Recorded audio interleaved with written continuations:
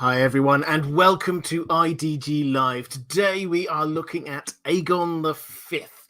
We're continuing working our way through the Targaryen kings and queens of Westeros, and today we have reached Egg. This is probably how we best know him, this guy here from the Tales of Dunk and Egg.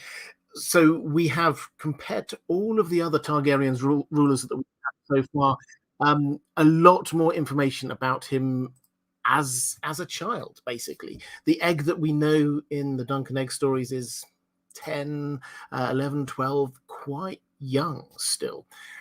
We do have a reasonable amount of story about what happens to him next. And as always, what I will do is I'll start this by giving you an overview of his history.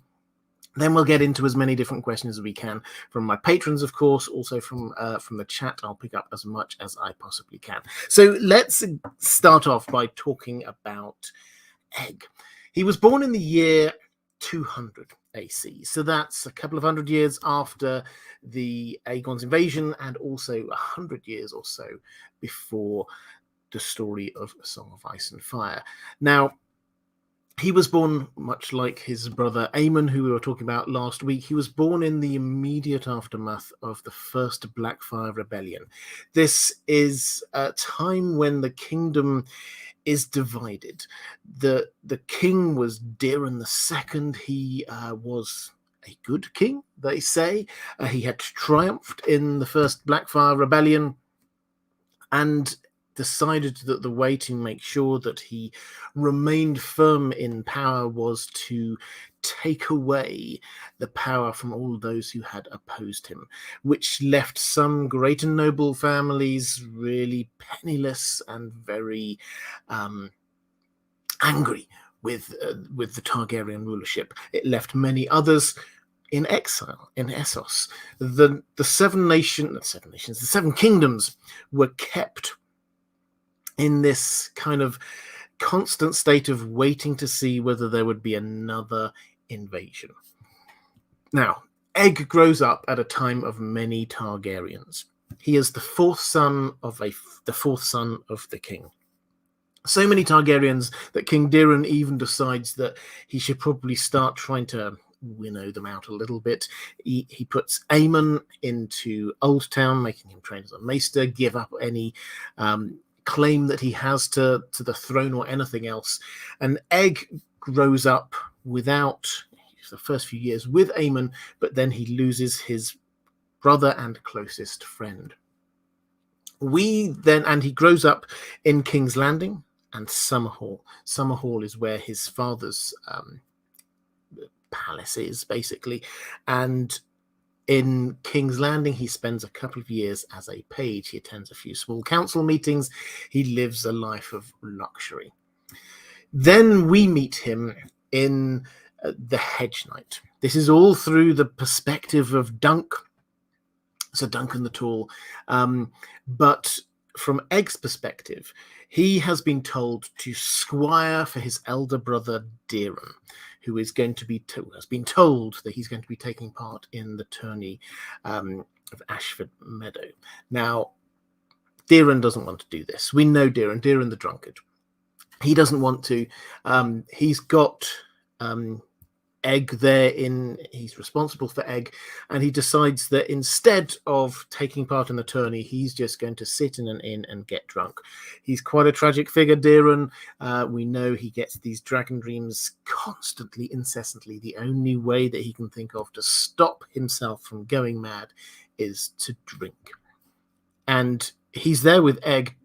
Daeron doesn't look very Targaryen. He's got brown hair. Egg, however, does look Targaryen. He's got the traditional silver blonde hair of the Targaryens. His eyes are purple. They can look blue, but they are, when you really look at them, you can see they are purple eyes. And so Daeron says, okay, we're shaving your head. So because we know people are going to be coming after us, and we'll shave your head so people can't see your Targaryen features, and people will probably just mistake you for a random street urchin or something like that. The plan works. Dunk does indeed mistake Egg for a stable hand. And there's many wonderful exchanges between Dunk and Egg, and they kind of introduce themselves to each other. And Egg says, Egg's asked what his name is, and it is, he says it is Egg, which is the nickname that he's been given by Aemon many years ago, as a shortening, obviously, for Aegon. And he assumes that Dunk, when Dunk says his name is Dunk, is that it must be a shortening for Duncan. Dunk actually doesn't know. he's thinking, I've always been called Dunk. Maybe it is Duncan, really. So Egg falls in with Dunk. They go to the tourney at Ashford Meadow. We've talked about this a few times before. I won't regurgitate over the whole story. But at the end of this, Egg says to his father that his father, Maekar, says Egg has to be a squire now. And Egg says, I only want to be a squire for Sir Duncan. And Maekar, his father, comes up with a cunning plan. He puts it to Dunk. He says, okay, Egg's being really annoying about this. He says he's only going to be your squire, but you can base yourself at Summerhall and we can train you up a bit and it'll all be fine and it'll be just like he's being kept protected here. And Dunk says, no, actually, I'm going to go and be a hedge knight. I'm going to travel the Seven Kingdoms. And if Egg wants to be my squire, then he's going to have to follow along with me. Now, there's a bit of toing and froing, and eventually Maekar agrees. So Dunk and Egg set off. This is allowed because, yes, he's a Targaryen. But firstly, they put in safety rules. You have to keep your head shaved. You don't tell anyone who you are, but you've got the signet ring, Maekar's signet ring, hidden in your boot. If you absolutely need it, you can pull it out and show people, and you can get aid anywhere in the Seven Kingdoms. But also, what they decide, or the reason why he's allowed, is because he is so low down the line of succession. It doesn't. There's no chance of him being king. No one thinks there's any chance of him being king or even being close to the throne. So he's just going to be a Targaryen out there just doing his thing. So they head off. We don't know all of the details of where they go, but they definitely go down into Dawn. And while they're in Dawn, that's when the great spring sickness hits. Now, this is a hugely important thing because lots of people died, including King Deeran and his two heirs. So Egg is slightly closer now to the throne, but still a long, long way down the line of succession. They're safe in Dawn because Dawn did not get the spring sickness. They shut their borders. That and the Vale of Arryn, they both have, they're protected by the sea and by mountain ranges, and there's only a couple of passes to allow you to get in, so they could just shut the borders. So he survives that there. He has a few adventures in Dawn before they end up in Planky Town, get a boat over to Old Town. Old Town, Egg gets reunited with Aemon, his brother, his elder brother, who's there studying to become a maester. Aemon, among other things, gives him a mule that he calls Maester that he keeps for quite some time. Then from there, they head up into the Reach. And take service, as we've seen in the Sworn Sword, to a small lord and get involved in a small border dispute. Following on from that, they head up looking for somewhere, thinking of heading north all the way to the Wall, in fact, but they get embroiled in a tourney, a wedding feast, and at this, it turns out, astonishingly, that they have stumbled into the middle of a meeting of Blackfire sympathizers. This long threatened, long worried about, long pondered second invasion by the Blackfires is being planned right there at this wedding feast that Dunk and Egg have stumbled into. That's the third of the Dunk and Egg stories that we have so far, the Mystery Night. Now at that, Dunk wanders around. People basically say the entire plot just right in front of him. He has the Daemon II Blackfire expounding prophecy and dragon dreams in front of him, and Dunk remains largely blissfully ignorant of it all. Egg, however, figures out there's something going on. He's got his books of all of the different heraldic devices that are there, and he has a look at them, and he says, you know what, this is a meeting of traitors. And he figures out what is going on. And whereas Dunk ends up finding himself chucked down a well for just being a little bit annoying in the way, Egg figures out who the key people are that he could possibly go to get his protection. He produces his signet ring, and the host, Lord Botterwell, gets so scared that Egg manages to escape with him, at which point Bloodraven and an army turn up, and the whole thing is just squashed. Now, would that have happened without Dunk and Egg being there? Quite probably. Bloodraven definitely had some spies in the camp. Bloodraven very probably also was there himself in disguise. But it's noticeable that at the end of it, Bloodraven he's inquisitive. Why are you even here? Because already we've had Dunk and Egg just hugely interfering with the line of succession. The heir to the throne had died because of Dunk, and now suddenly they inexplicably find themselves in the middle of this meeting of traitors planning a rebellion. And it's like, what, how are you here? What's going on? And Egg really seems to impress Bloodraven. And Egg takes control and he says, right, I need these things done. I need these things done. And Bloodraven's there going, I think actually they were thinking about hatching an egg. A dragon has been born here. And he's clearly talking about Egg. Anyway, after that, they're probably still heading north. We know that there will be some more Dunk and Egg stories coming. I will talk about them. I've got questions about them later, so I'll say what those are.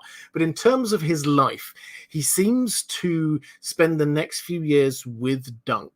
His identity slowly starts to become known, because here he's outed himself here at this point in this the third Mystery Night story.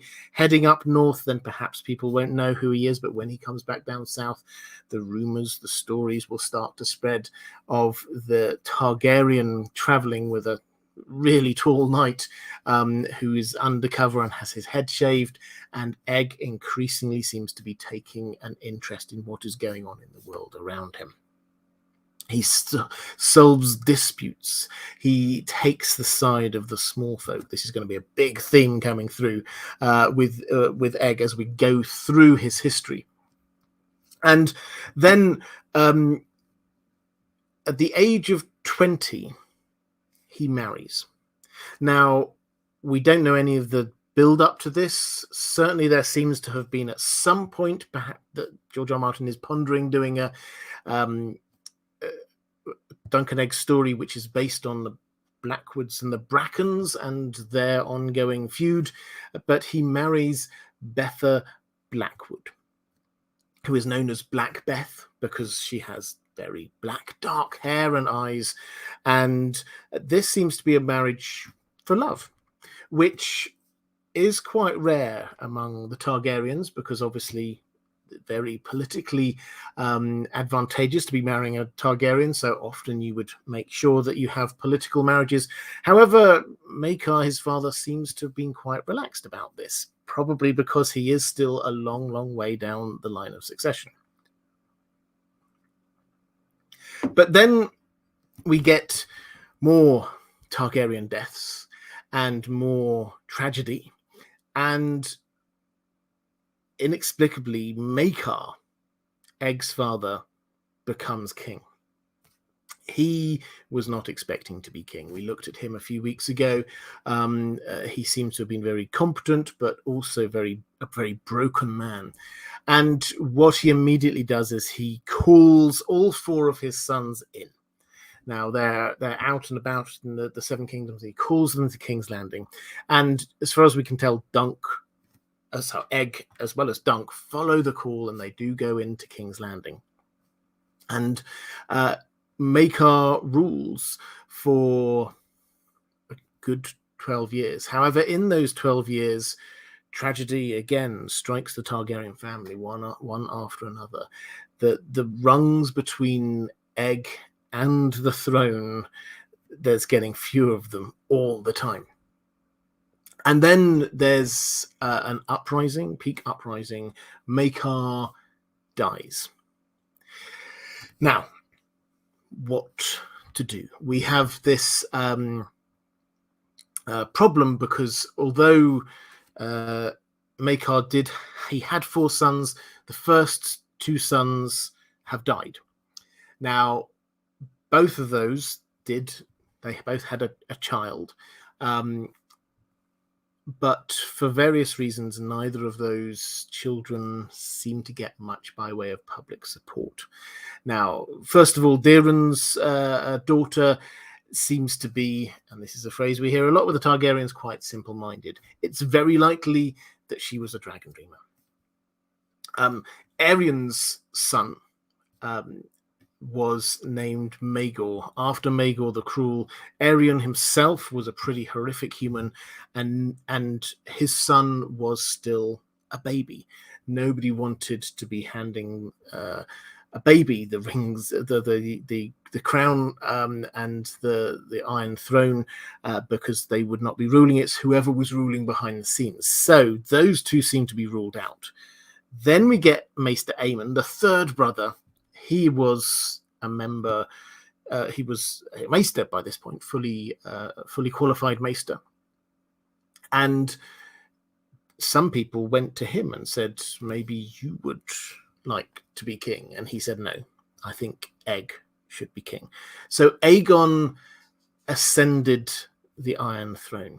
Now, although this was the straightforward pick when you take a step back, this was not welcomed by many of the nobles. And it was because he was viewed as taking the side of the small folk far too much in all of his political doings. He,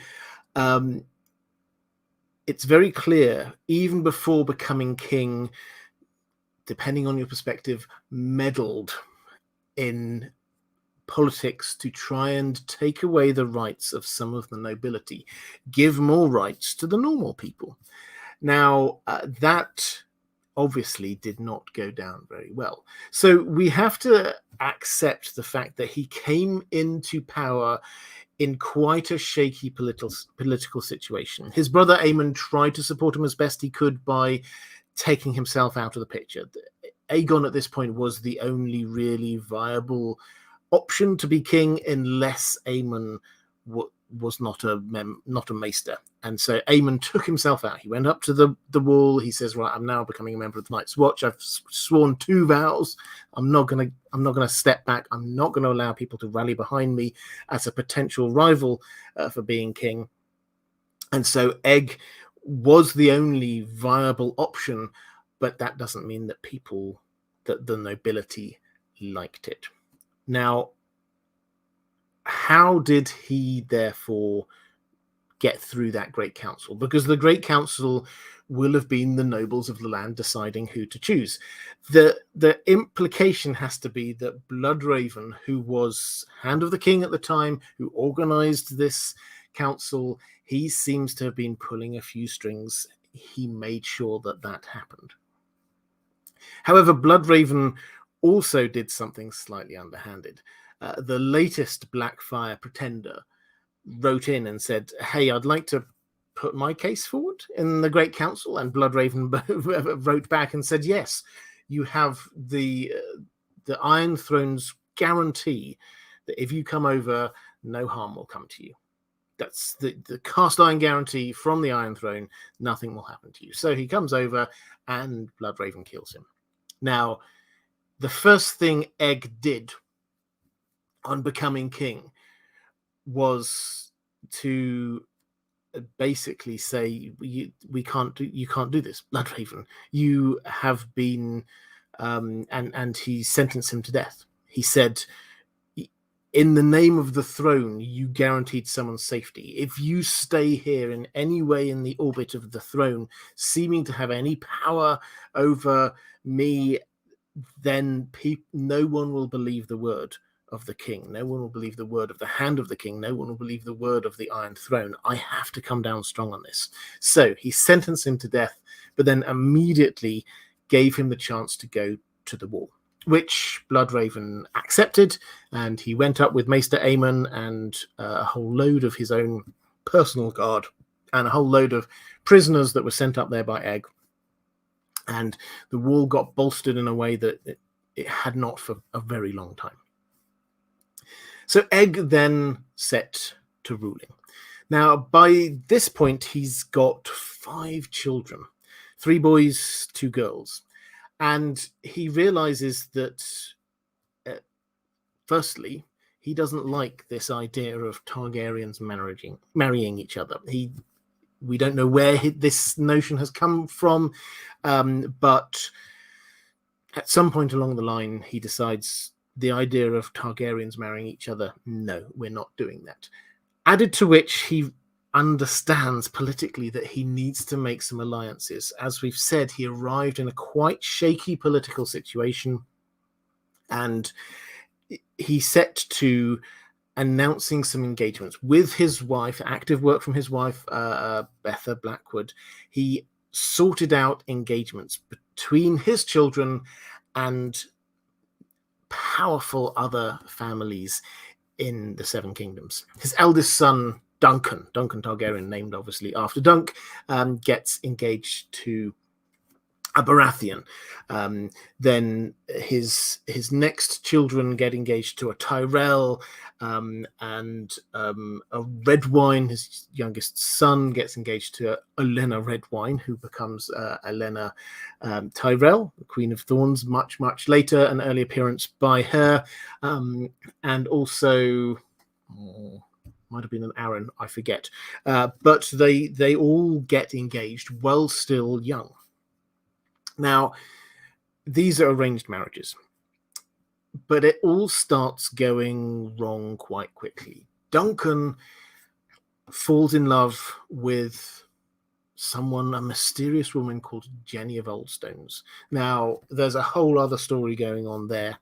Who she is, what's going on with that is hugely intriguing. But what is important for us here is the fact that when Duncan married her, that broke off his engagement to the Baratheons. So this caused a problem.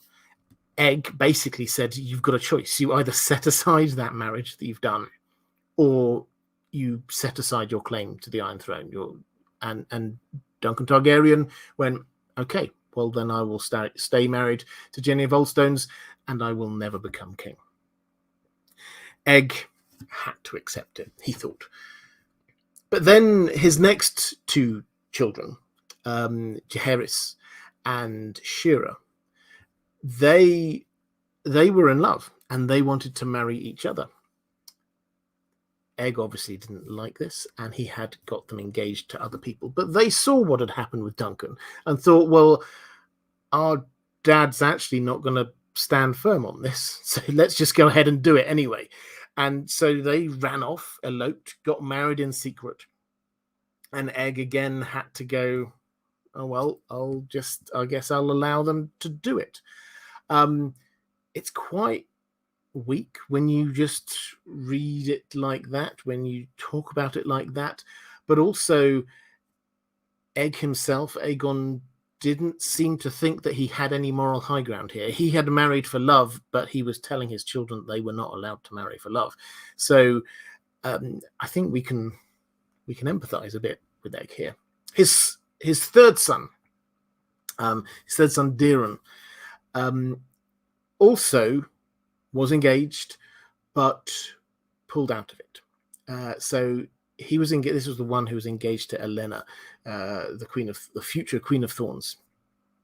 Now, it turns out if we read between the lines from the Maesters, they never actually say these kinds of things explicitly, but Diran was gay, and he fell in love with someone, and he spent his time from then on with that person, and that all seems lovely and great, but his potential political marriage to Elena Redwine fell flat. Now, the World of Ice and Fire tells us that he ended it. When you read A Song of Ice and Fire, Elena Tyrell, in a throwaway remark, says, yes, I was once engaged to a Targaryen, but I quickly stopped that happening. So one suspects that she realized that he was gay and then ended it. Anyway, this leaves Dunk with a huge problem, because suddenly he's not got he thought he was going to have this network of really important and powerful political alliances, but he hasn't anymore. That's all fallen flat. And the lords still don't like him. And through his time as king, he seems desperate to push forward an agenda of reforms. We're not told ever specifically reform, but they do seem to be about taking powers from the nobility and giving it to the small folk. The nobility hated it. The small folk loved it, obviously. They loved Aegon V. They thought he was a great king. But all the way through his reign, he was faced with rebellion after rebellion after rebellion. We had the third Blackfire Rebellion, the fourth Blackfire Rebellion, the start of the Ninepenny Kings, which was effectively the fifth Blackfire Rebellion. We had at least 3 rebellions over in the Westerlands. We hear of other small rebellions happening all the time. We're told that Aegon V spent more time in armor than not, which is interesting, because although we think of Egg as being like, he's the kid, he's just sort of running around. He dreamed he wanted to be a member of the Kingsguard when he was younger. That was what he thought he wanted to be. So he actually wanted to be a knight. And when he was king, he spent most of his time actually at war. So this wasn't a peaceful time. There was also, I should probably say, one of the more significant rebellions was that Lionel Baratheon, the Laughing Storm, took offense when Duncan Targaryen just spurned his daughter and started a rebellion then. And that was ended by a one-on-one trial by combat between the Laughing Storm himself and Sir Duncan the Tall. So Egg, through this time, is seemingly getting increasingly exasperated, not just by his children, who he seems not be able to control, but also by the fact that he can't deliver the reforms that he wants to. And he becomes increasingly convinced that he would be able to, if only his family had more power, if only his family still had dragons.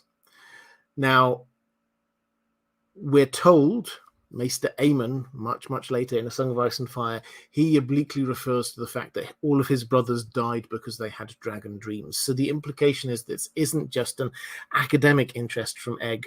He does start getting dragon dreams of dragons.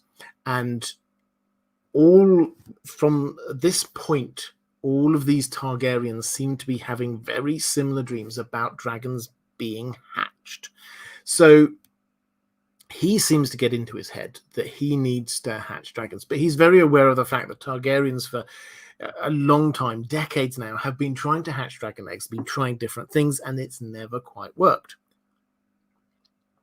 So he seems to set up this huge research project into how do you hatch dragon eggs. He thinks, well, we clearly don't have the knowledge here.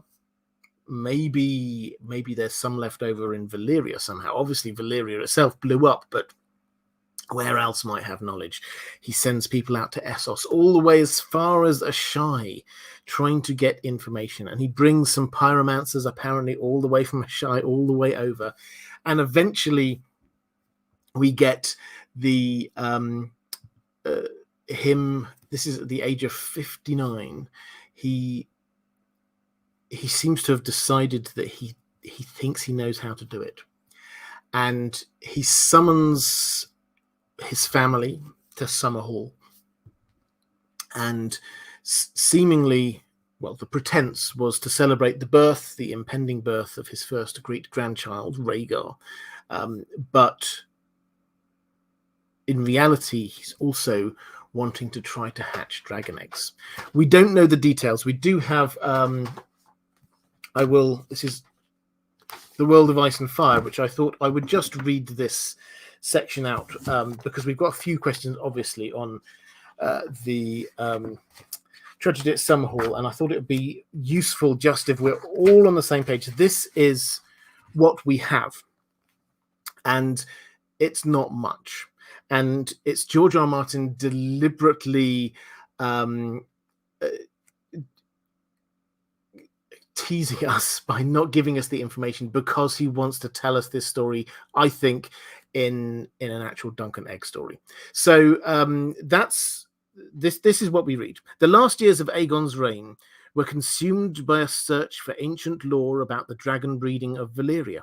And it was said that Aegon commissioned journeys to places as far away as Ashai by the Shadow, with the hopes of finding texts and knowledge that had not been preserved in Westeros.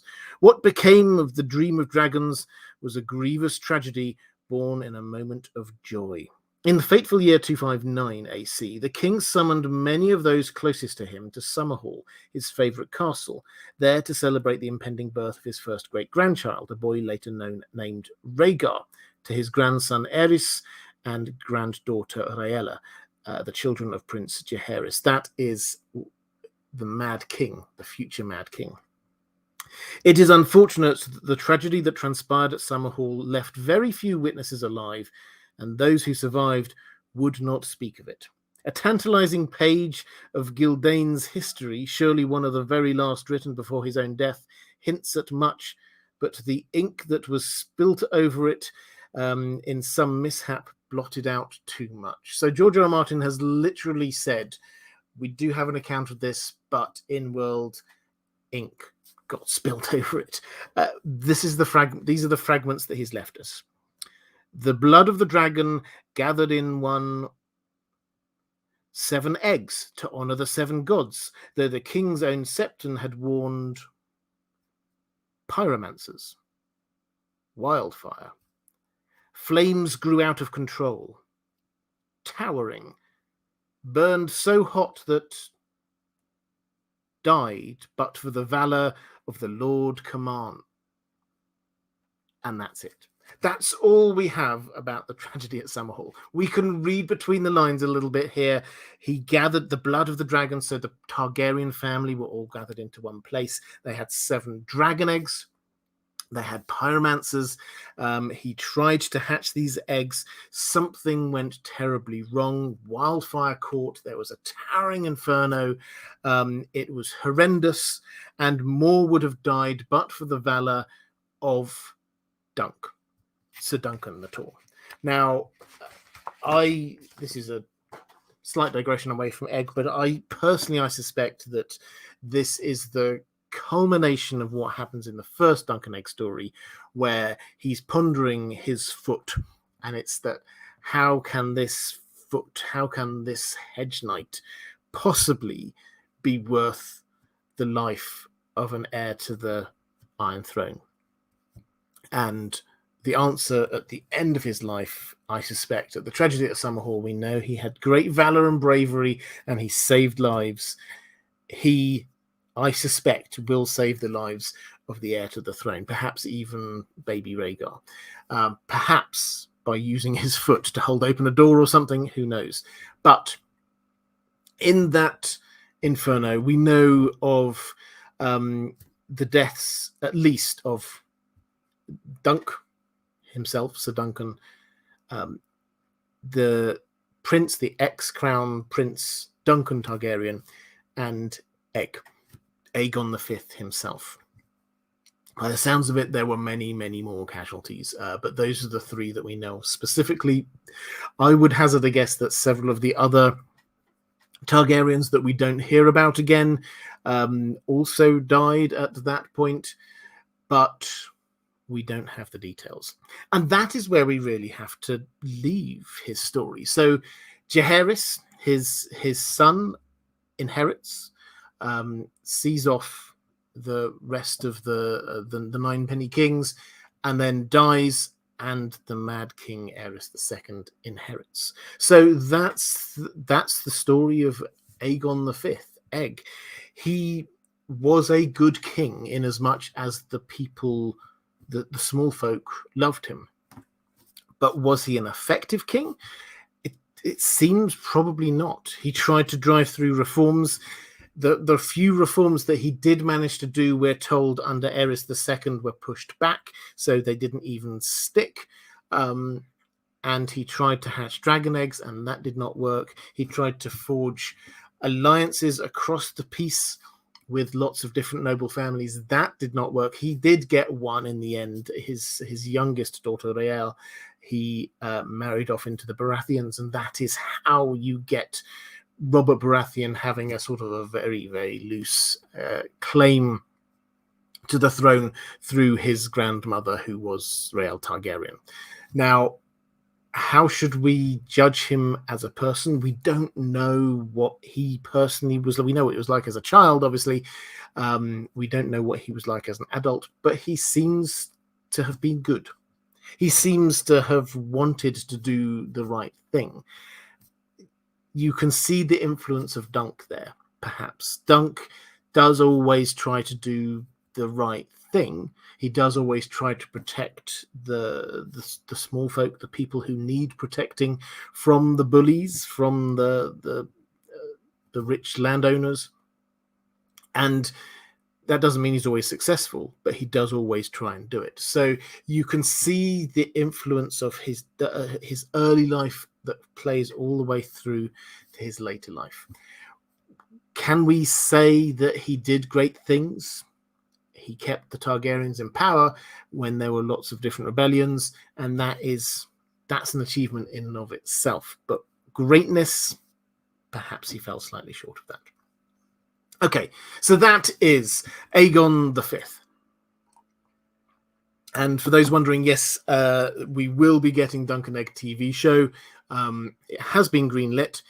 It is on hold, though, as is everything, obviously, at the moment. They had started scripting it out. They'd figured that they were probably going to have 6 episodes, so they were sort of still in early-ish drafts of it. The first episode was drafted quite well, apparently. The rest still needed a bit of work, but then everything stopped with the writer's strike. George R. Martin's not working on it. Nothing else is working on it. So do not expect to see the Dunk and Egg TV show for, at the earliest, 2 years, but probably plus. And this depends entirely, of course, on the writers and the actors' strike. So let's go into the chat. Let's try and pick up a few questions there. Paul Taylor saying, hello, Robert. Why didn't Bloodraven use less overt means to kill the Blackfire claimant? Well, yes, it's a really interesting question because, well, he could have got him across under the guarantee. I think that we can probably say that he had to give him the crown's guarantee, or otherwise he wasn't going to come across. We don't know all the details of it. That kind of makes sense. Once he was there, could he have made him mysteriously just disappear, choke on a lamprey pie, that kind of thing? Yeah, I suspect he probably could have done. Now, on this channel, we always like to blame Bloodraven. We always like to think that he's got some kind of ulterior motive. He could definitely have done something along those lines. If he didn't, let's assume that this was because he wanted to do it. Now, perhaps he did it like that because he wanted to send a message. Perhaps that's what it was. Or perhaps he wanted to go to the wall and he knew that Egg would send him up to the wall. Perhaps that's what it is. We will find out when we get there, I suspect, in the Dunk and Egg stories. That would be my best estimate, is that by this point he wanted to be sent up to the wall. And he thought, well, while I'm doing it, I might as well send a message to the last remaining Blackfires over there that the crown, because for all Egg wanting to say, you can now trust the word of the crown, if you were a Blackfire pretender, there's no way on this planet you were ever going to be heading over to try and peacefully take the throne, because you know exactly what's going to be waiting for you.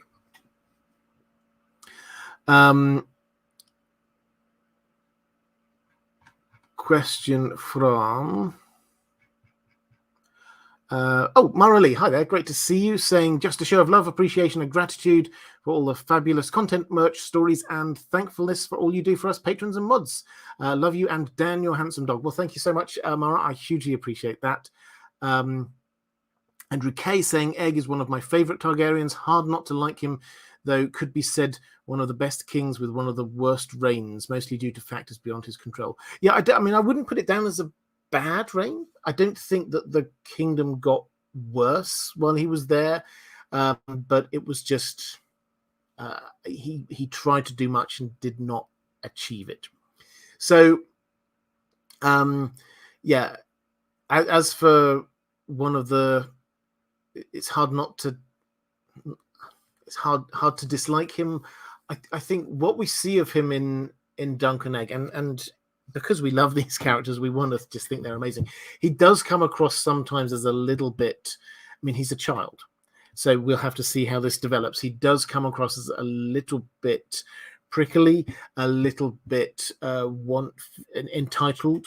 I mean, these are understandable things given his background, but the amount of times that he gets himself into some trouble just defending the Targaryens, when really he should know that he shouldn't be doing that.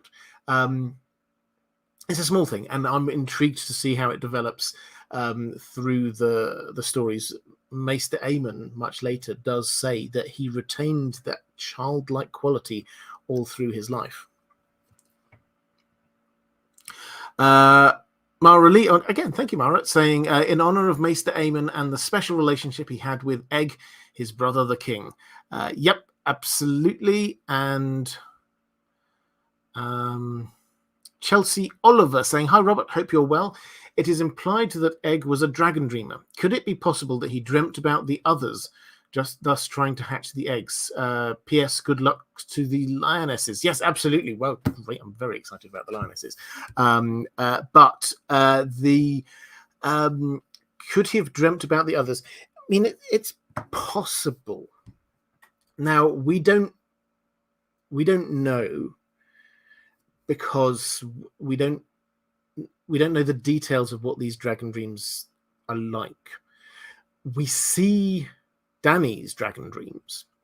Maester Aemon just sort of talks about them, and he, intriguing, actually I tweeted this out, or do we tweet anymore? I X'd this out. Somebody tell me in the chat. I was on X and I did a whatever we're calling tweets these days, and with a quote from Maester Aemon when he's talking about his dragon dreams, and he talks about seeing their shadows on the snowy ground, which is fascinating because I'd not really picked up on that before. But Aemon's dragon dreams of dragons in a wintry landscape. Now, does this mean that he was dreaming of the others and didn't realize it? Dany has a dragon dream where she dreams of riding on a dragon, and she kind of mixes it up with the Battle of the Trident. But when Drogon breathes fire, then the enemies melt, which sounds very much like the others. Because when you read, incidentally, if you think about Game of Thrones, sorry, I should say, when one of the others dies in Game of Thrones, when Jon or someone hits it, then it kind of like shatters. But in the books, when Sam stabs one of the others with the dragon glass dagger, it melts. It's as if it were made of ice. And that seems to be what happens when Dany is on her dragon dream. So perhaps Maester Aemon similarly had dreams, dragon dreams involving wintry landscapes. He definitely did, and maybe the others. Does that mean that Egg might have? He may have done. All we know is that during this time, lots of Targaryens had dreams of dragons being hatched. That's the thing. And that's what what the big difference is in the second half of the Targaryen rule in terms of sort of the prophetic side of it. The first half seems to have been very much about Aegon's prophecy. We saw this in House of the Dragon, passing down from ruler to ruler. His prophecy about the threat from the north, about the needing to unite the Seven Kingdoms and needing to keep a Targaryen on the throne. By the time we get to this generation we're talking about now, the thoughts are, whether they have those other prophecies, we don't know. What we do know is that the thoughts of hatching dragon eggs. So it's almost as if the prophetic need has kind of reset and said, okay, so we don't have dragons anymore. We have to get the dragons in. That's the priority. So that seems to be what all of these people had. Ariel seems to have had dragon dreams. Deeren did. Aemon did. Egg did. Daemon II Blackfire did. Who knows who else had dragon dreams? But lots and lots of, at least 5 that we know of. Probably more. An entire generation of Targaryens seem to have just been focused in on hatching dragon eggs. So it's more about the hatching than it is about the riding, I would say. And there doesn't seem during this period to be a huge focus on the north. Egg does give huge amounts of support to the Night's Watch by giving them not just an incredibly capable future Lord Commander in Bloodraven and an incredibly capable Maester in Aemon, but also a lot of extra people. So he does do that, but that's the only real other clue that we have that he seems to be focused on the others in any way.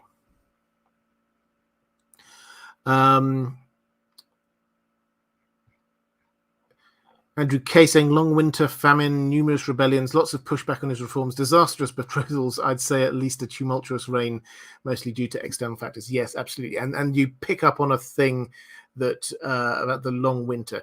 This is the one of the other things that we don't tend to sort of mention. There was a 6-year long winter when Egg came to power. They were 3 years into it when we have that the Great Council, which may have limited who could come to it. We're not told any details about this, but really, are the Starks, are the Northern Lords during the middle of winter going to be able to struggle their way all the way down south to wherever it was being held to be casting their votes? No, they're dealing with the winter up there. So that will definitely have skewed the constituents, those people who were there. And yes, 6 years of winter will definitely have probably sharpened a few minds about the potential risk from the north if they are prophetic aware. For Egg, though, his concern seems to have been for the people, the starving people of the north. And he sent up, this is again one of the first things he did, he sent off supplies to the north. He was just worried about it. They'd been there 3 years of winter. It's terrible for them. He sent supplies. And to the extent that the people in the south started grumbling that they were sending away their stuff. They're too much. You're sending too much help to the people in the north. So the winter was definitely a challenge. Dagon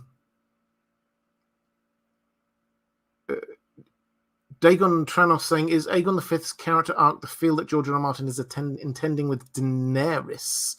Well, I think the obvious difference is the fact that Daenerys hatched her dragon eggs, and then her character arc follows on from that, whereas Egg, his life ends trying to hatch dragon eggs. So there's a big difference there. The care for the small folk thing is definitely a big theme here. So Dany, obviously, she cares for she frees the slaves. She seems to care for the people of the places that she's ruling, and that's very much an echo of Egg. What would be interesting to see is that Dany seems to be caring for these people, but it doesn't actually end up seemingly very effective. in Meereen, she's ruling there, but she's left 2 other cities behind that she went through and conquered, and then they just seem to be back to exactly where they were before. In Meereen, she's left, and it's not in a good state. So she is caring, but perhaps not being effective. So yeah, maybe there's an echo there. Let's go to some questions from my patrons. Now, as you would expect, I've got quite a few about Summerhall. So let's go into a couple of them. Johnny Targ saying, "Hola, Robert. Hola. Do you think Egg will progressively become somewhat unstable in regards to a Targaryen restoration in trying to get dragon eggs to hatch? I see somewhat of a slow progression, similar to Aerys the Mad King, but not as severe and horrific. I'm also interested to see how Dunk handles Aegon V's motives and his journey to ultimately end at Summerhall." And, well, I'll just answer that last bit there. How Dunk handles this is fascinating, because he's not written about, when we get the World of Ice and Fire, doesn't talk about Dunk all that much. It's understandable. It's telling us about the Targaryen kings. And whereas, yes, he has a quite significant role, this isn't, we've got, I don't know, whatever it was, 3 or 4 pages about Aegon V, and it's about his reign and rule, and the far more interesting things are what happens with his children and stuff like that, rather than what's going on with Dunk. Dunk seems to be a loyal and good friend to the end. That's all we can tell, really, from what we've got in the World of Ice and Fire, and that does kind of fit what we know of him, obviously. So, what did he think? I mean, we've seen the start of his relationship. This sounds like a weird way of putting it. We've seen the start of his relationship with dragon eggs already. He said to Egg about a dragon egg, and Egg goes, "Yeah, I've got one back at Summerhall." And it's like, what? You've what? You've got a dragon egg yourself? And then Dunk himself, when he's in White Walls, when he's there in the Mystery Night, in the middle of the bedding ceremony of all times, his eye alights on the dragon egg, and he goes over and he like kind of touches it and picks it up, and he says, "Well, that's not a chicken's egg." And then he gets told very firmly to put it back down again. But he does seem to be rather drawn to it. So maybe this is the start of him also being fascinated by dragon eggs. We'll have to wait and see. But Michelle Raimo, echoing the first part of that question as well, saying, doing a quote from Barristan in The Dance with the Dragons. And he said, "All 3 of the sons of the 5th Aegon had wed for love in defiance of their father's wishes. And because that unlikely monarch had followed his heart when he chose his queen, he allowed his sons to have their way, making bitter enemies when he might have made fast friends. Treason and turmoil followed as night follows day, ending at Summerhall in sorcery, fire, and grief." And Michelle asked, "Do you think that due to his children breaking their betrothals, Egg felt he had no choice but to try and bring back the dragons to keep the slighted lords in line, which led to the tragedy at Summerhall?" So Michelle and Johnny both asking about the sort of what's the trajectory here? Did Dunk slowly become obsessed? Is this a very political decision? Should we compare him to the Mad King, Aerys II? Was it inevitable, as Barristan seems to think that this was inevitable? The way we're told this is very much that, and again, this is in the World of Ice and Fire, it's not the most reliable of sources, but this seems about right, is that Egg, having come to power and realized that he can't do the things he wants to do, thinking the way to do this is to get the political alliances through his children, and can't do that because his children are so willful, and ultimately probably because he cares about them and doesn't order them to do what he says. Because of those things, he has to start thinking of another way. If he wants to push forward his reforms, he has to think of another way of doing it. And the obvious answer is dragons. And alongside that, I say the obvious answer is dragons. For Targaryens, the obvious answer is dragons. Alongside that, we have dragon dreams. Now, if he gets dragon dreams, if these dragon dreams are of dragon eggs hatching, then clearly he will want to do something about this. Exactly what Ariel seems to have, he had dragon dreams, and his solution was to drink wildfire, thinking it was going to turn him into a dragon. That obviously didn't work. Then we get Aegon, who seems to have thought, well, I just need to get the right bits of knowledge and understanding in order to do this. And that didn't work. So is this him becoming obsessed? I think there probably will be a bit of it. I think that he will get really focused in on this, but that doesn't necessarily mean that this is like the Mad King, because whereas Egg gets wildfire, nowhere are we told that he starts turning cruel, or he starts loving wildfire, or he starts burning things. We're never told any of that. We're basically told that he thinks he must hatch dragon eggs. He goes on this long quest to try and get the knowledge to how to do it. He thinks he's figured it out, and then it goes wrong. So I don't think it's going to be like the Mad King. I do think there's going to be an element of he feels pushed to it politically, but there is also going to be this third and probably quite significant element of the dragon dreams pushing him along. Another view. Thank you very much for the super chat. I didn't see a question attached to that. That's very kind, but I didn't see a question. If you do have one, please could you drop it into the chat, and hopefully one of my moderators will be able to pick it up and bring it to my attention. Sophie saying, hi, Robert, first super chat. Oh, thank you and welcome. Was wondering if Egg's mother, Deanna Dane's influence has anything to do with all her sons being dragon dreamers. Well, yeah, so we don't know. We talked a bit about this last time when we were looking at Aemon, because obviously they share a mother. We don't know about, we get so little information about Deanna Dane. They are clearly an ancient family. They are clearly tied in somehow with the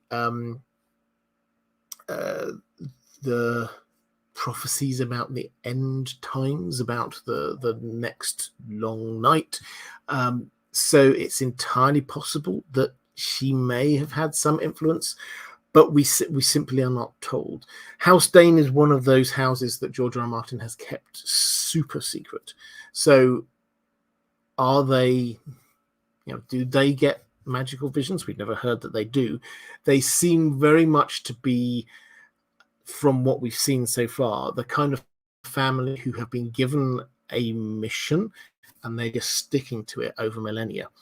And so would they have received some extra knowledge that goes, now is your time to marry into the royal family and to influence your children? I don't know. What I do know is that this is a point at which some sort of different and new ethnicity, possible magic, enters into the Targaryen family tree.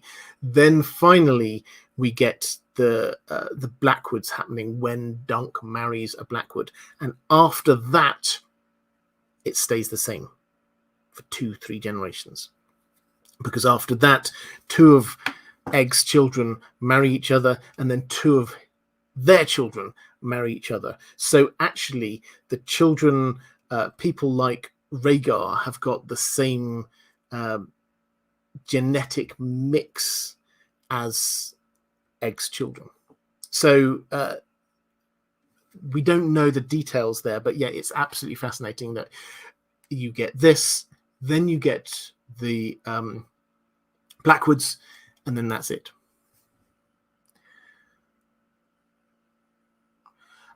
Question from Kendra Summers saying, assuming Daenerys resembles her mother, Rhaella, do you think Egg mistakes a vision of the return of dragons centered around a pregnant Daenerys and the loss of her child with Rhaella and Rhaegar?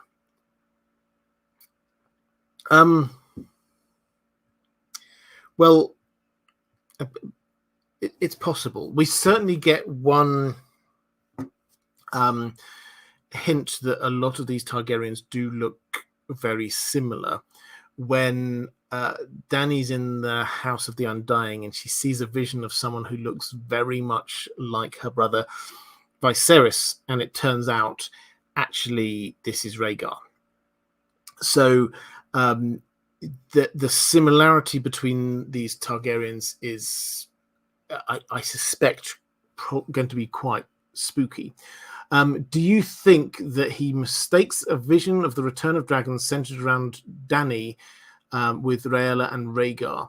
Now, Rhaella and Rhaegar, I'm just working the way through this. So Rhaella is heavily pregnant and about to give birth. And that's the point at which Egg decides to do what happens at Summerhall. So one of the things which is very clear is that George R. R. Martin has set up echoes between these two events.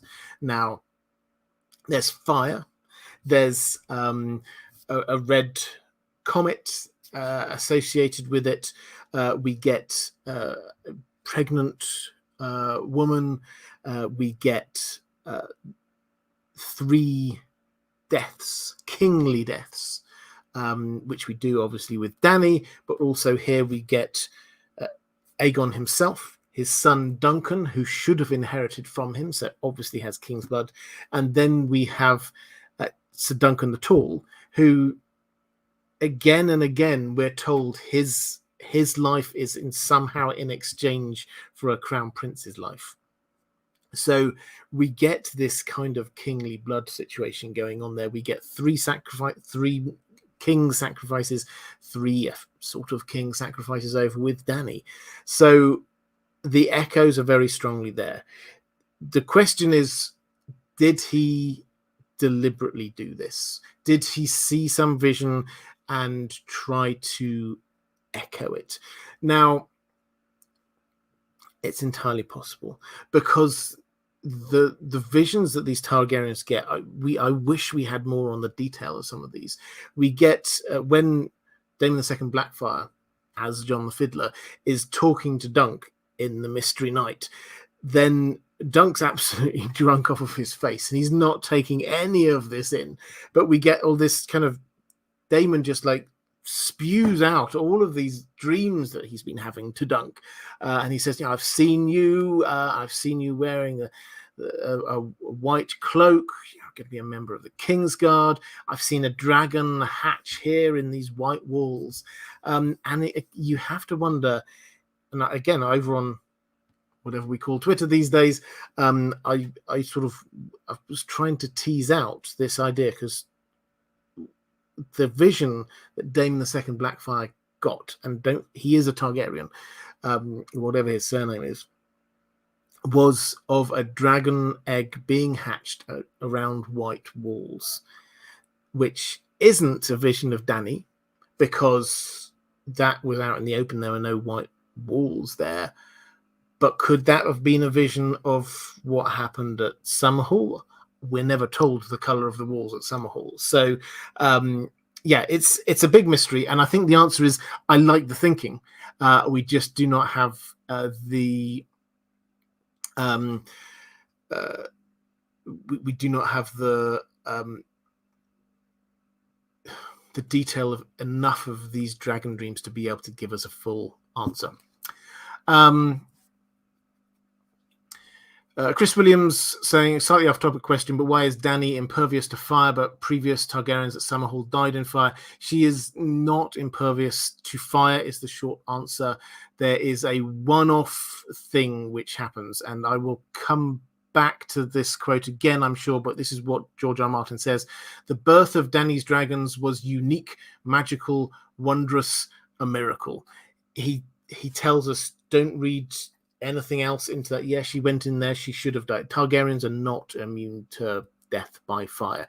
They have very high heat resistance compared to ordinary humans, but they are not immune to fire. That was a one-off magical event that protected her from dying. Martin S. saying, greetings from Galway. Robert, greetings back to you. What determines how and when dragon eggs in a Song of Ice and Fire world hatch? Is it heat? Daenerys did it with a funeral pyre. Yes, so we don't know, which is why Egg found it so hard to do this, which is why all the other Targaryens found it so hard to do this.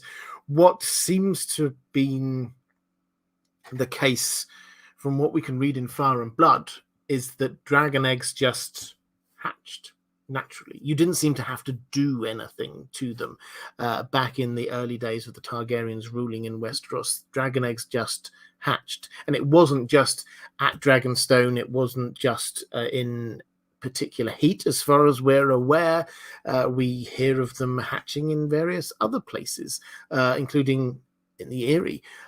So it seems to have been, while there are dragons out there, this seems to just be a normal, natural thing. Dragon eggs hatch, and just like as eggs might hatch from other animals.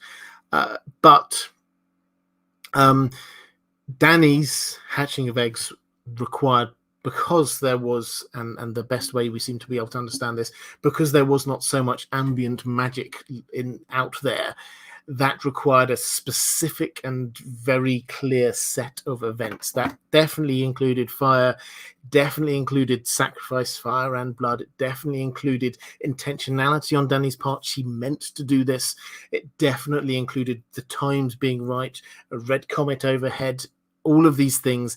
Everything was just right in that moment. Now, the question is, if there are other dragon eggs, could they hatch now that we've got dragons out there? Logically, yes.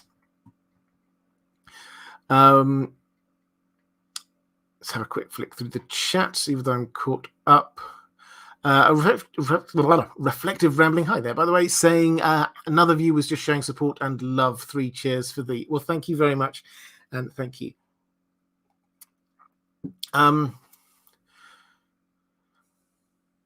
Yeah, I think that's me caught up in the chat. So let's go to a couple more questions from patrons.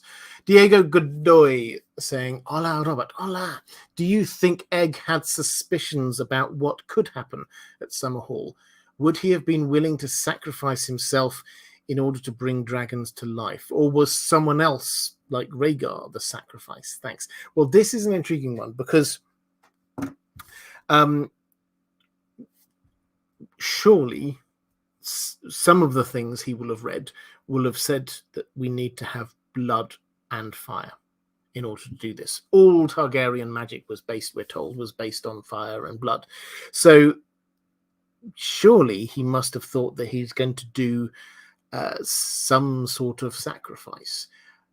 Can we really believe that Aegon V, Egg, brought his family together wanting to sacrifice some of them? I don't think so. He doesn't come across as that person in the slightest. So maybe he thought he'd got a workaround. Maybe he thought he can just do magic spells and fire. Maybe he thought, well, we'll do wildfire because that's magical fire. I don't know. Did he think that he was going to sacrifice Rhaegar? I suspect not. What he was trying to do, as far as we can tell, was not just get dragons because he's obsessed with dragons. Yes, he seems to have become slightly obsessed with dragons, but it wasn't just, I've gone crazy, I definitely need dragons. This seems to have been because I want to push forward my reforms, which will help the small folk of the realm. That's not the action of somebody who's then going to go and murder his own family in order to do this. So no, I don't think that that's what was going on there at all. Now, there is one possibility, and this is a video that I've been working on actually this week. It's a collaboration, as I do quite often on Song of Ice and Fire, with History of Westeros, looking at Aerys II, the Mad King. Now, I will obviously, because I always spoil my own videos before they come out, but there's a bit in what Jamie says which really kind of always nags at me. When Jamie is talking about Aerys, he was going to use wildfire, he was going to burn down King's Landing. In our heads, we seem to just think that's because he's the Mad King. He just wants to kill lots of people. That doesn't seem to be the motivation there. Aerys II doesn't seem to think about killing. That doesn't seem to be what he's about. He's not there going, I'm going to murder lots of people. He wasn't a good person, but that doesn't seem to be his motivation there. And Jaime talks about a funeral pyre for himself.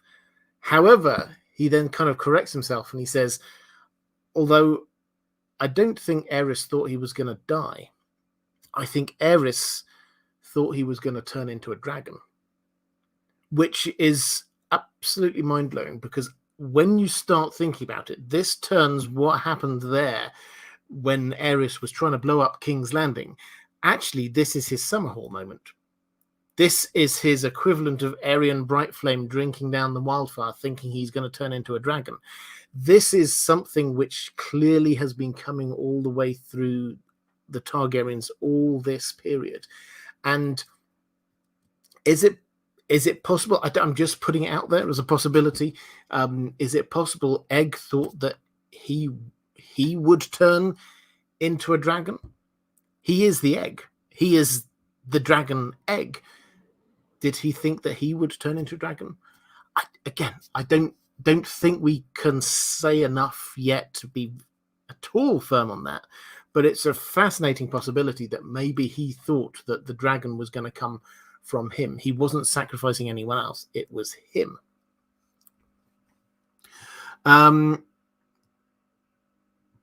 Martin S. saying, House of the Dragon era question.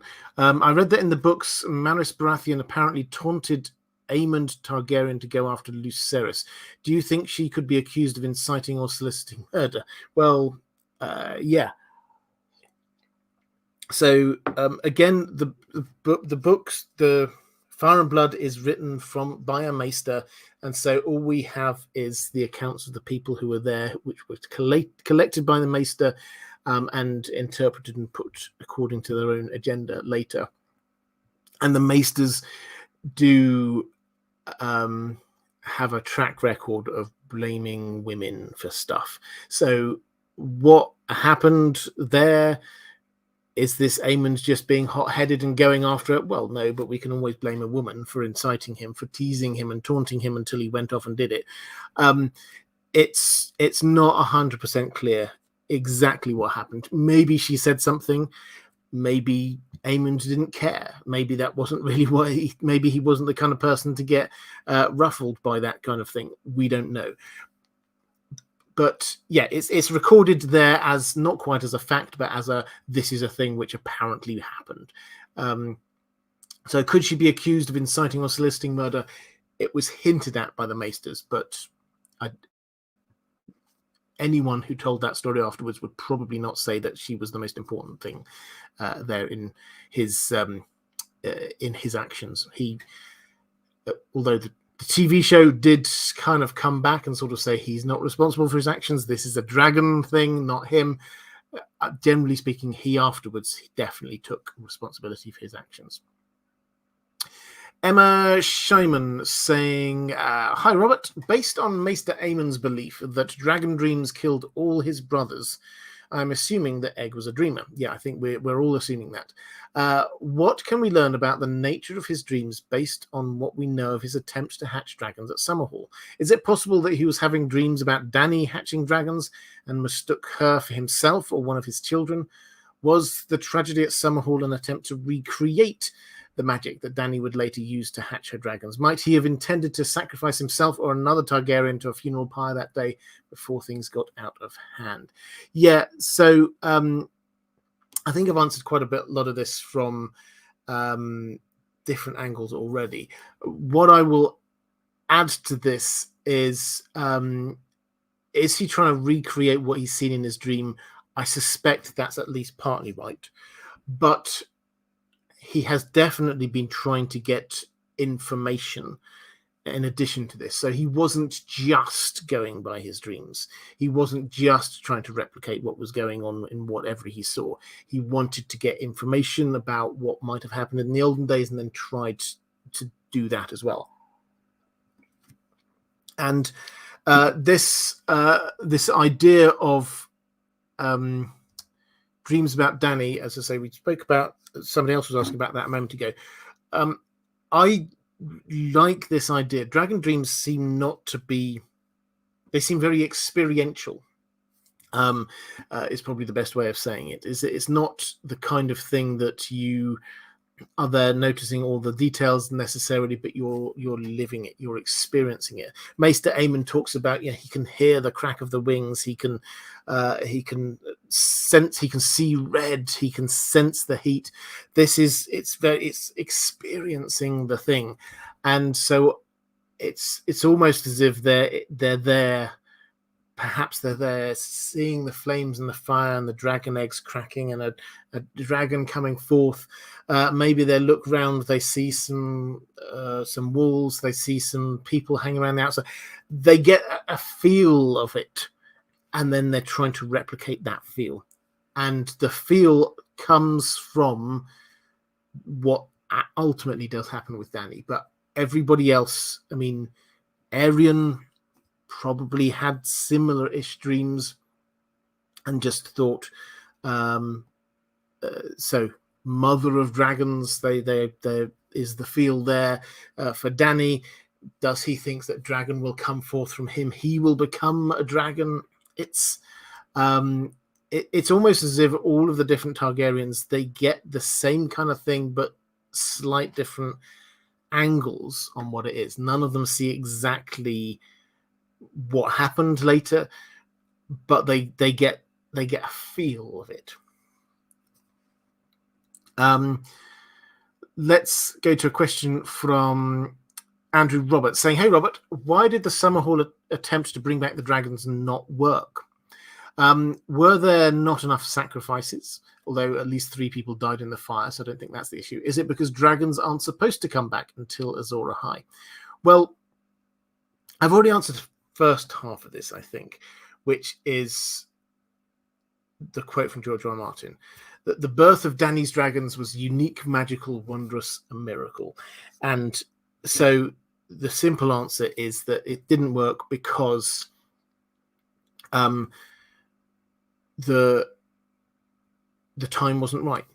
It wasn't the miraculous moment which happened with Dany. So that's the short and simple answer, and that is probably tied in with, yes, this is when they're needed because of some kind of like the baddies are arriving, the goodies have to arrive, fate idea. George R. R. Martin doesn't tend to talk about that kind of higher level stuff, but it's definitely there to some degree.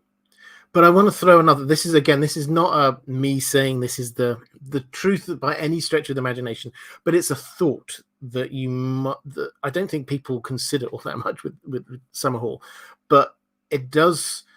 I think it should make you pause. We're always talking about why didn't this work at Summerhall? What if it did? We don't know it didn't work. That's the short, pithy answer. I've read everything we know about the tragedy at Summerhall. I read that out slightly earlier in the stream. What we know is that hardly anyone survived. What we know is that the people who did survive would not talk about it. And we did know that there was a huge amount of fire which burned everything down. All evidence was lost. So, is there a non-zero chance that this did work? Is there a non-zero chance that some dragon eggs were hatched? We know that at least one maester was there. We know the maesters hate dragons. Would they have allowed the dragons to survive? This is just a baby dragon, and we've seen that this does happen with. If you go back to just after the Dance of the Dragons, you get a couple of these newborn dragons born who immediately turn on whoever's closest. And they get hacked down and killed.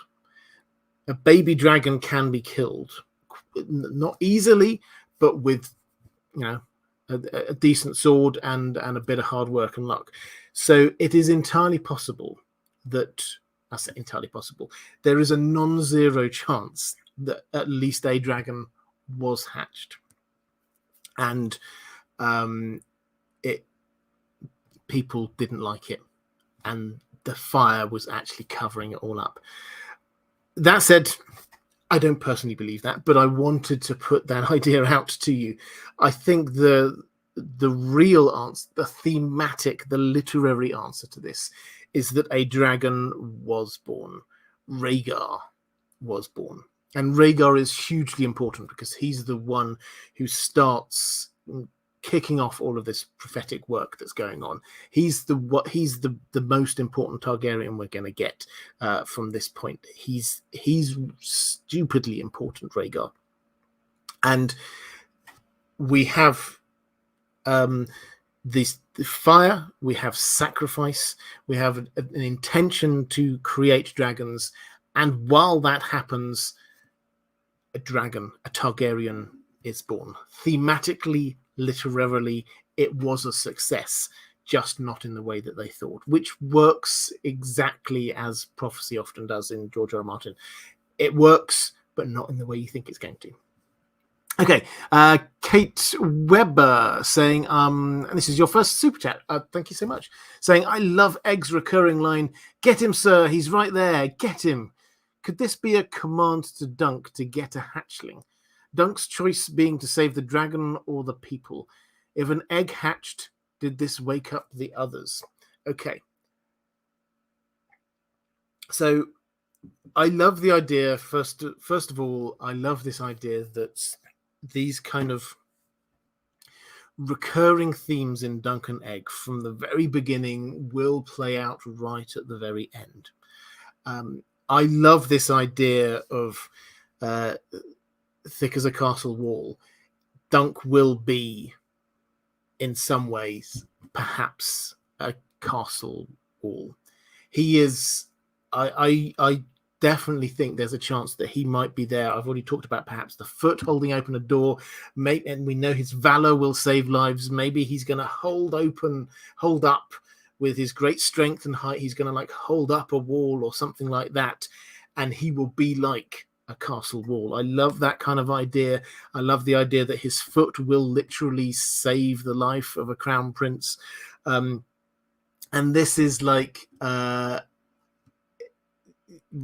line here when you're saying, hit him, sir, he's right there, hit him or get him. This could Egg end up shouting that and being almost the last thing he says, shouting that to Dunk. He's right there. It's right there. Get it. I like it. I really do like it. And if an egg hatched, did this wake up the others? Now, this is a really interesting question. I did get another question on this. Charlie Schneider asked, would Summerhole and the return of the others all tie in together? Does the timeline work? Okay, so is there a possible link between what happened here and what happens with the others?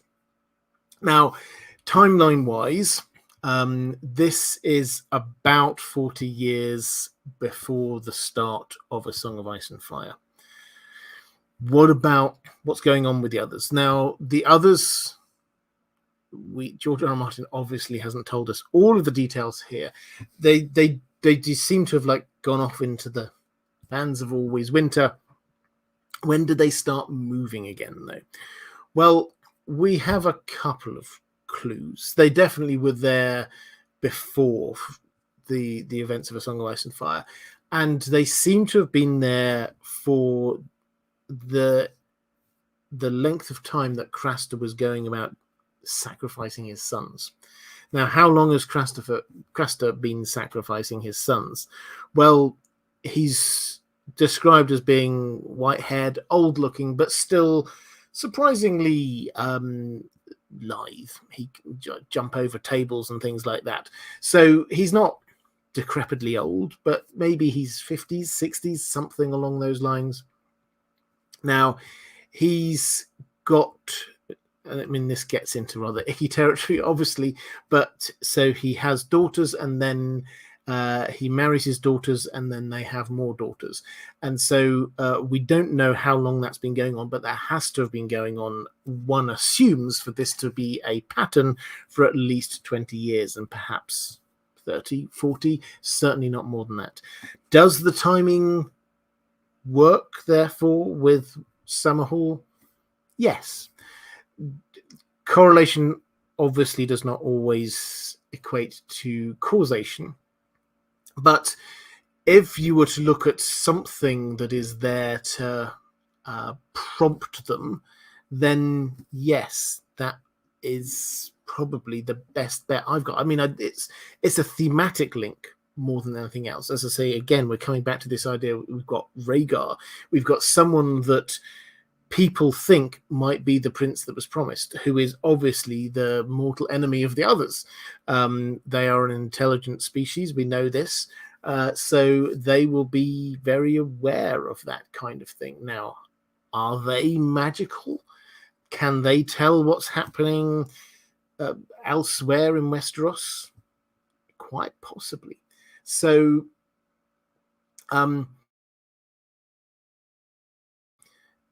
returning at maybe the birth of Rhaegar did, and that was caused by, that happened at the same time as the tragedy at Summerhall. So I mean, I think this is a really important thematic link. Whether it's actually a clear line of causation, I think, is not so certain, but I think it's a clear thematic link between the two. Martin S. Clarification. I definitely think Aemond could be accused of murder, especially since this is going back to the Aemond and in House of the Dragon. He could be accused of murder, especially since dragons don't have human level intelligence. In case the record is incorrect, Maris is clearly innocent. Yeah, so I mean, I have to admit, in all of this, dragons don't have human level intelligence, but I do. The more I think about it, I do quite like this idea that he lost control of Vhagar. That now, that's because lots of dragon riders seem not to have the level of control that we might think they do. Dany certainly doesn't. The one time in the books that she writes Drogon, she has no control over him whatsoever. He just flies her off into the middle of the Dothraki Sea, lands, and that's it. So she doesn't have control. We know Arya didn't have control of Balerion. Aemond seems to have some sort of control, but then the idea that he could lose control here, it does kind of make sense. Yeah, I think, I mean, I would agree with you completely.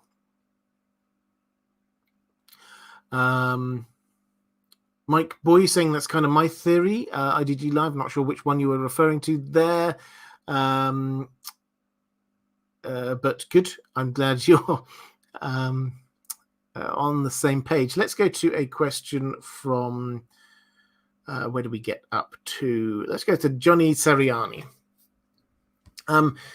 Although actually, I always forget to do this, but moderators, thank you. I know you do an amazing job in there. If you're watching this live, if you're enjoying the chat, could you just share a little bit of love with the moderators? They do fantastic work. So thank you so much for that. Patrons, thank you as well. I cannot do what I do without your support. So I hugely appreciate it. If you do want to support this channel, the best way to do that is through Patreon. There's a link probably down in the description, and definitely appearing at the end of this video. So thank you, patrons and moderators. Let's go to that question from Johnny Seriani saying, greetings, Robert. Egg seems to be one of the Targaryens we know most personally, at least in his youth. We already know of some huge events that will happen in his life later on. Personally, I'm terrified to see the tragedy at Summerhall, but very eager to see the trial by combat between Dunk and the Laughing Storm. Which ones are you most excited or anxious for? Well, Summerhall, obviously. I'm fascinated by the Great Council that brought him to power. It's told so simply that it sounds like quite a straightforward choice in the end in the World of Ice and Fire, but I'm pretty sure it wasn't. The clear implication is that the nobles are not happy, and yet they vote him in anyway, which makes you wonder quite how many strings Bloodraven must have been pulling behind the scenes there. But I think the bit I'm most intrigued by and looking forward to is Duncan Targaryen, Jenny Volstones, and the Woods Witch, just to see how that dynamic works and what the Woods Witch is. Is the Woods Witch actually one of the children of the forest? That would be amazing. How much prophecy is swirling around them at that point. Yeah, that's the bit I'm really looking forward to. Alison saying, hello, Robert. As someone who has not read Dunk and Egg yet, something that stands out to me is that Egg marries Black Betha. I have read A Song of Ice and Fire, of course, and remember that is the name of Davos's ship that is destroyed in a wildfire.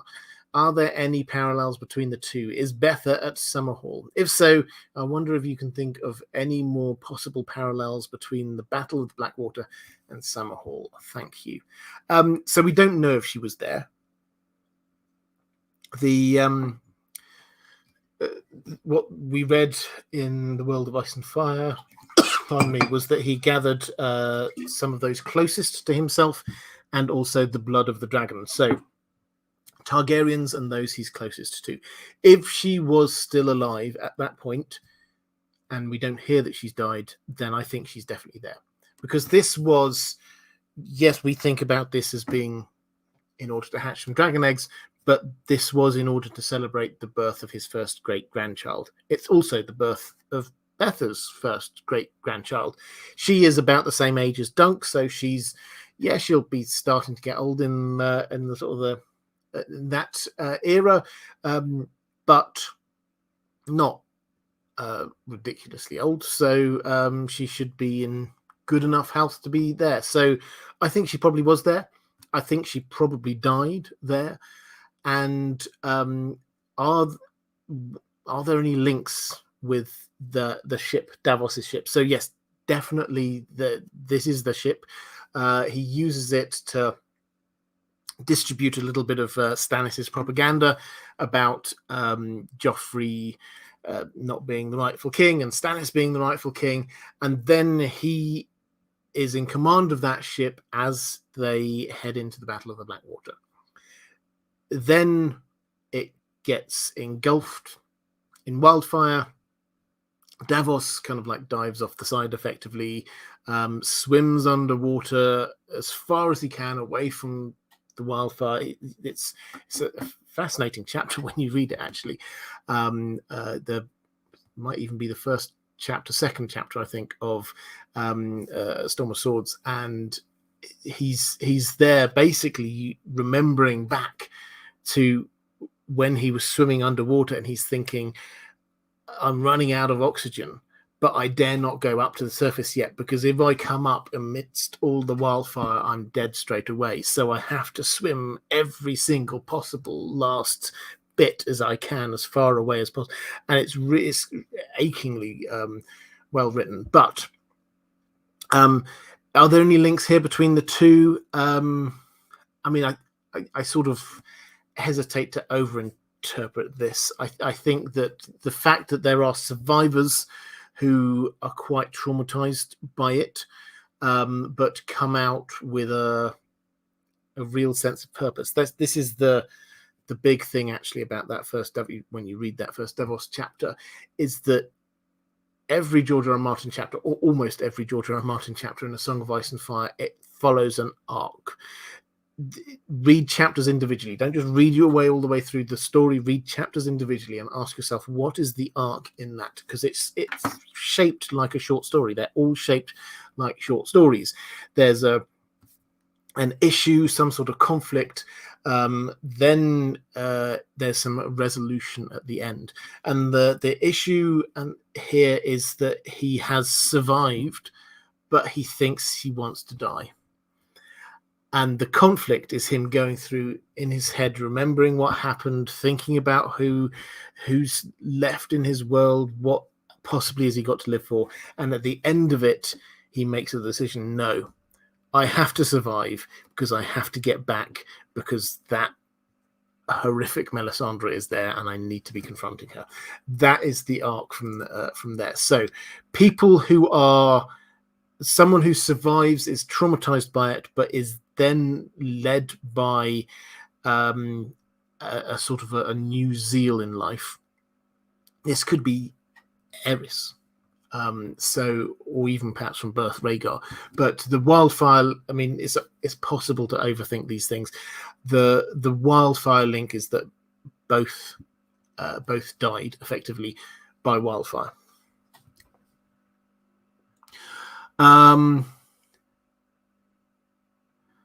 Let's go to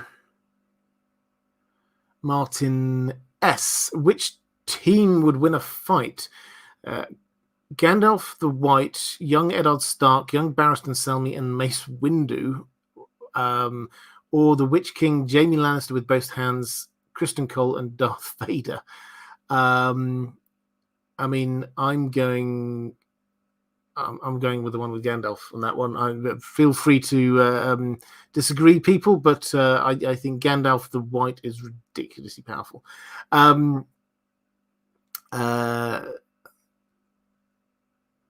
Let's go to True Yellow Dart, actually, just in the chat saying, Robert, I have a hard time understanding how House Peak exists after rebelling so often and killing Maekar. Bloodraven destroyed Butterwell without killing him. Egg should have done Peak like that. Yeah, so House Peak are survivors. You see them again and again. They rebel all the time. They once were great, and then they fell. We have Unwin Peak, of course, in Fire and Blood there. And then we have the Peak Rebellion, and the Peaks always choosing them all. So basically what we have with House Peak is a family who started very powerful and then lose power and lose power and lose power and lose power. So that is what we've got there. Could they have been completely destroyed? I suppose they could have done. Bloodraven, you say Bloodraven destroyed Butterwell without killing him. So Butterwell is also a bit like that, because he lost a huge amount of he sort of hedged his bets in the first Blackfire Rebellion, but then he's hosting the second Blackfire Rebellion planning meeting, which is basically what it was, and he is saved by Egg, and Bloodraven basically takes away his castle, knocks it all down, salts over the ground so nobody can ever do anything there again. He takes away 90% of everything and then says, Lord Butterwell, and now you can go. So he absolutely rips his life apart, but lets him live, which is, I mean, it's a bit like sending someone to the wall, the same kind of feel. Let's go to a question from Charlie Schneider saying, hey, Robert, I found your YouTube page a few months ago and I love your insightful takes on many of my favorite characters. Then I continued down the rabbit hole to Lord of the Rings and reawakened an old affinity for Tolkien. Well, I'm really pleased that if I reawaken people's old affinity for Tolkien, I'm a very, very happy man. Looking forward to your future videos. Do you think Duncan and Aegon were willing participants in what went on at Summerhall? Would Summerhall... Oh, this is the question I've already picked up the second half of this one already when somebody asked it in the chat. Were they willing participants? So the easy answer is Aegon, yes. I think he was the driving force behind this. We do not know what Dunk's thought is on this. My instinct is that Dunk might have cautioned them against it. And in the same way we get in the Mystery Night, we get Egg, who's there going to dunk, and Dunk's insistent he's going to enter the tourney, he's going to enter the jousting, and Egg's there going, you're not that good at jousting. This probably is going to go wrong. Why don't we wait until we can find somewhere where you can go in a melee? And Dunk said, no, I'm doing it. I wonder whether that kind of thing is going to be echoed in the other way round later on, when Aegon is wanting to do something and Dunk's there going, well, I don't think you should do this. You don't really quite understand everything you're doing. There's a lot of fire here. And he will support him. He will stand by him, but he doesn't agree. I think that is the kind of the way that this is. I think Dunk and Egg will remain the closest friends of each other right to the very end.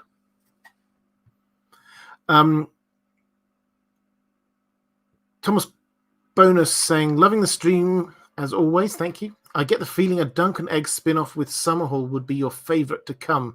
Who do you think could portray Dunk? Thank you for all the content. Yeah, I'm really looking forward to the spin-off. Whenever it happens, my most anticipated spin-off at the moment remains the tourney at Harrenhal stage play, which is in the works. George R. R. Martin mentioned it just last month. It's one of the things that he's stopped writing anything for TV shows, but he can still write books, fingers crossed, and also stage plays without breaking the picket line, effectively, the virtual picket line. So he's still engaged in it, and he says it's making very good progress. So the stage play is going to be called The Iron Throne, and I'm very excited for that. But yes, if we get Dunk and Egg Tragedy at Summerhall on screen, I'll love it. The thing is that I suspect that by that point, if he's still alive and writing, obviously we're thinking long into the future, he will already have done it. I think he's been burnt once already by what happened with Game of Thrones. I think he definitely does want to be writing Dunk and Egg before they film it.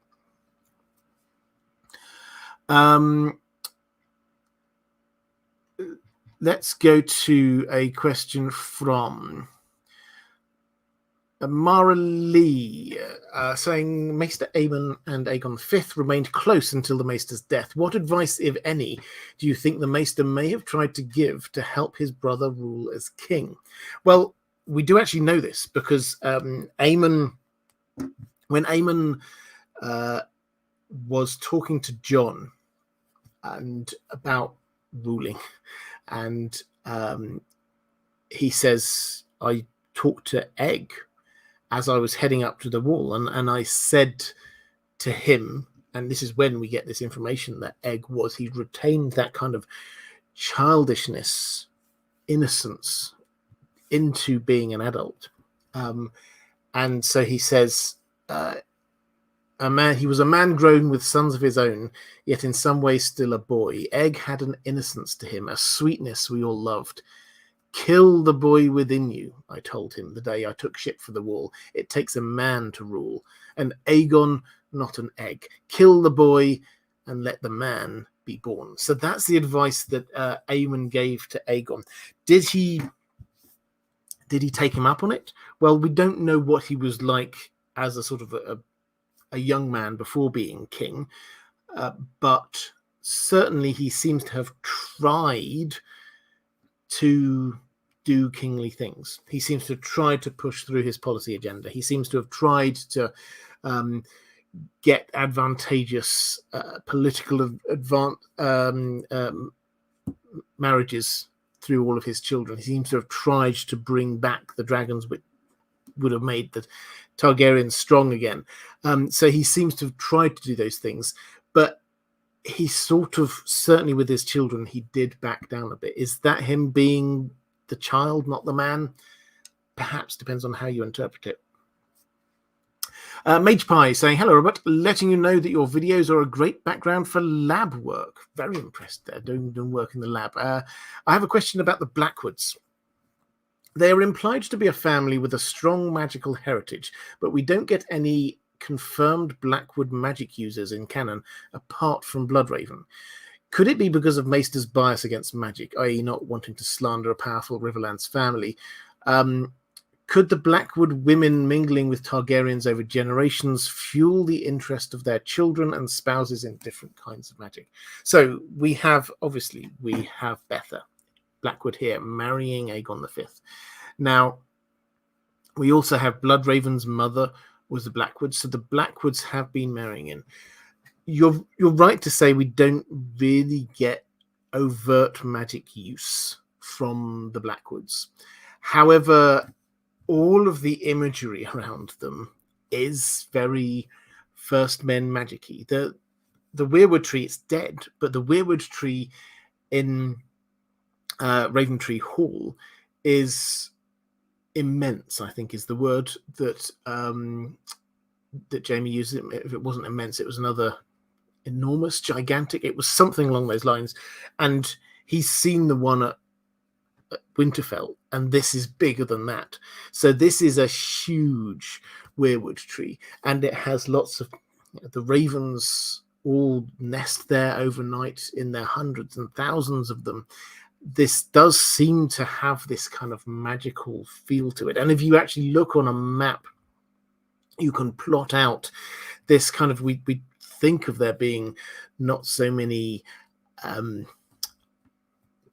old magic, First Men magic, Children of the Forest type magic south of the neck, but there is this kind of like corridor of these places, High Heart, Raventree Hall, Old Stones, the Isle of Faces, that are very, very strongly magical in the sort of the old magic sense, and Raventree Hall, House Blackwood seem to be a part of that. So are they having an influence into the Targaryens? Yes, I think definitely through here. That is adding, this is the last, as I said, this is the last, until we reach Rhaegar, this is the last different ethnicity, different any kind of genetics being added into the Targaryen pool for 3 generations, because they just marry each other after that. But to talk briefly about the Blackfires, they came from the north. We're told that originally they were there. They used to rule over a large part of the Wolf's Wood. Now, the Wolf's Wood is the wood right next to Winterfell. So they were neighbors of the Starks from the very beginning. Now, the Starks, over centuries, millennia even, they took on and defeated different royal houses that were in the north. The Starks didn't start ruling the entire north and then ruled it for thousands of years. They started just ruling their own little bit, and then they attacked somebody, and then attacked somebody else, and slowly they took over all of the north. A lot of those houses, they seem to have married the daughters into the Stark family. And the Blackwoods seem different in that they seem to have resisted what happened. They seem to have just gone down south. They haven't fought with the Starks. They haven't struggled against the Starks. They've just gone and taken themselves to somewhere else. Now, what does that tell us? I mean, it's possible to read too much into it, but an unwillingness to be fighting against the Starks seems to be part of it. Then we also have to notice with the Blackwoods, and I think it's not just a coincidental thing. This house, more than almost any other I could think of, we know about the women of the house rather than the men. If you think about House Stark, we could list Stark kings. You think about the Targaryens. Yes, we know a lot of female Targaryens, but it's the kings who are the main characters going down. Any other noble house, you think of the men. Here, the characters, if you think of House Blackwood, which characters are you thinking of? We're thinking of Betha here. We're thinking of Melissa Blackwood, Bloodraven's mother. We're thinking of Black Allie, Alison Blackwood, who married into the Starks as well. She was one of the heroes of the Dance of the Dragons. Hopefully going to be appearing in House of the Dragon this season. That will be good. So it's the women that we hear about more than the men. Then we do hear about some of the men, but this seems to be a lot more female-led, perhaps, than other families. And that's therefore interesting because they do marry into Targaryens and Starks at about the same time. We get Betha Blackwood here marrying into the Targaryens, and her descendants are the Targaryens that flow, that we know about in our story. And then I've had a brain freeze on it, but another Blackwood then marries into the Starks at about the same time. We're not told, are these sisters? Are they cousins? What's going on?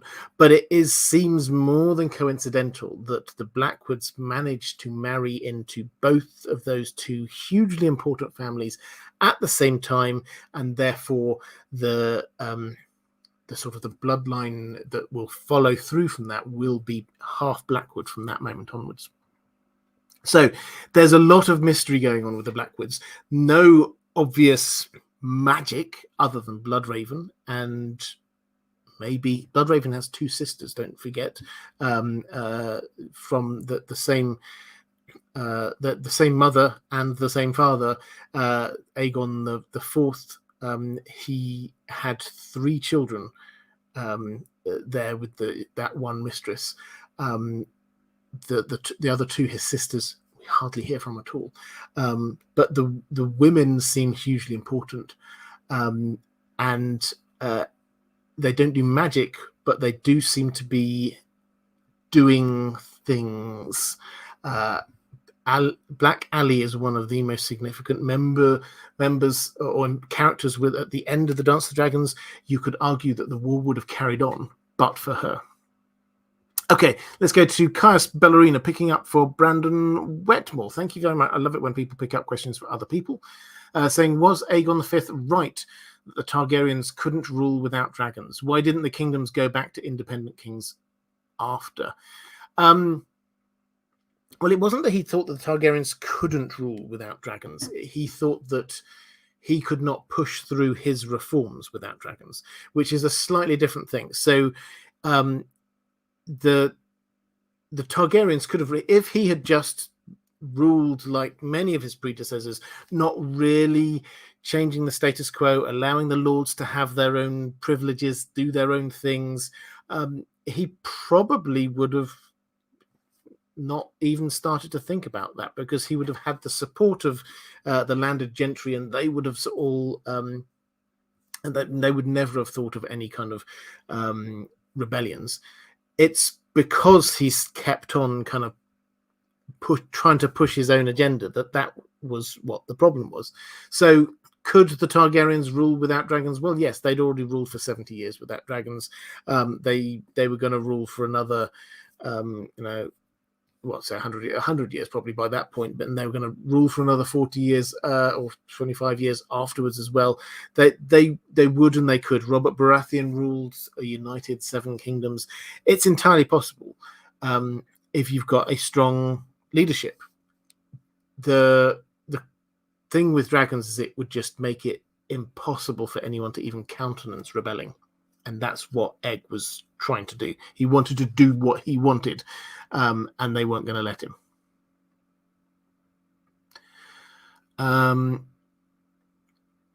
Let's go to a question from Commander Ray saying, Gracchi brothers Tiberius and Gaius of the Roman Republic once attempted to reform land laws in a similar vein to Aegon V, and doing so angered the elite, leading to their assassinations. I give this little history lesson to bring up that Aegon V, much like them, committed to these type of reforms, but also died before he could see them through. My question is, what do you think Westeros looks like if he had succeeded? and didn't die both with and without dragons. And do you think, like the Roman aristocrats, the major houses would have attempted some assassinations, assuming they didn't interfere at Samhall?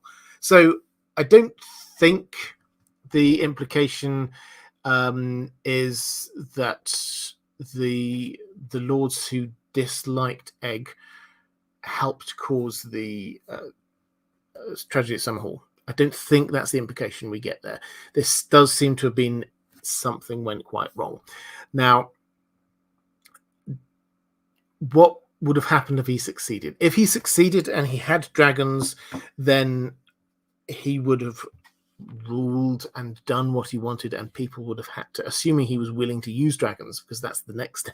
It's all very well having dragons, but if you then are willing to use it and ride it over and then burn things to the ground, then yeah, they will do, but they will not love him. And the small folk may well not love him either, because yes, he might be doing this in order to deliver reforms for them, but Dragonfire is not discriminatory.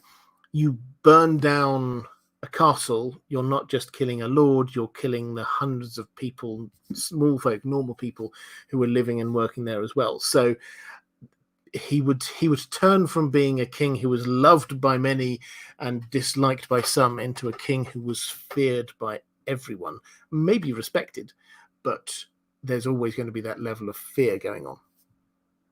And I say that, sorry, I should probably say is that you could come back to that and say, okay, well, someone like Charis was respected rather than feared. That's because he didn't often have to use his dragons, because before him there was this long line of Targaryens who had, and he made and they made it very clear that this is what happens if you rebel, and he had the benefit of that, and people knew, and so he didn't have to use it. Egg wouldn't have the luxury of that because people wouldn't know whether he would be willing to do it. And if he had, would they have tried to assassinate him? I think that's possible. We don't know enough about all of the details about them. Would they have? But is an assassination possible? It really depends on what rights. We don't know the details of what rights he was trying to take away from them. If it's like absolute communism that he was trying to espouse, if he was like saying, well, let's take the land off of the landowners and just give it to the people, then yeah, I suspect they probably would have tried to assassinate him. I don't get the impression it was quite that bad. It's the equivalent of things like the right to the first night and things like that. Some sort of taxation things, maybe it's the land rights, maybe it's something to do with hunting. This was something a lot of medieval communities was hugely, poaching was a massive deal, because the king, the nobles said, right, all of that forest is mine, and nobody's allowed to be going in there and getting any of the meat. And then there are people are starving, and it's like, well, we either die or we go in there and we try and shoot down a deer. And it's exactly the kind of thing that Aegon might do, to say, actually, people should be allowed to shoot down deer in order to survive. So that, I think, is the level of stuff that we're talking about, rather than huge mass land transference or anything like that. Martin S. Eddard Stark finds the sentence, "The seed is strong" in Game of Thrones Season 1. If House Strong had been active at that time, it could have meant that the father of Cersei's children was a Strong. Yes, it could have done. I mean, I think definitely there's an echo of this, that we're looking what happened in at the beginning of A Song of Ice and Fire, Game of Thrones Season 1. There's an echo of what happens in Dance of the Dragons, House of the Dragon. With the Strongs as well, it's like that people have pointed out that Stark is, I believe, German speakers in the chat, feel free to correct me, but I believe that is the German word for strong. And so actually there is an echo there that is being put across deliberately between House Strong and House Stark. And it's noticeable, and we haven't really investigated this all that much. Strong feels like quite a first men name, actually. The first men names tend to be like one or two syllables, quite descriptive of what's going on. House Mud, House Stark, House Reed, that kind of thing. So were they originally a first men family? Is there a link across to the Starks? It's entirely possible.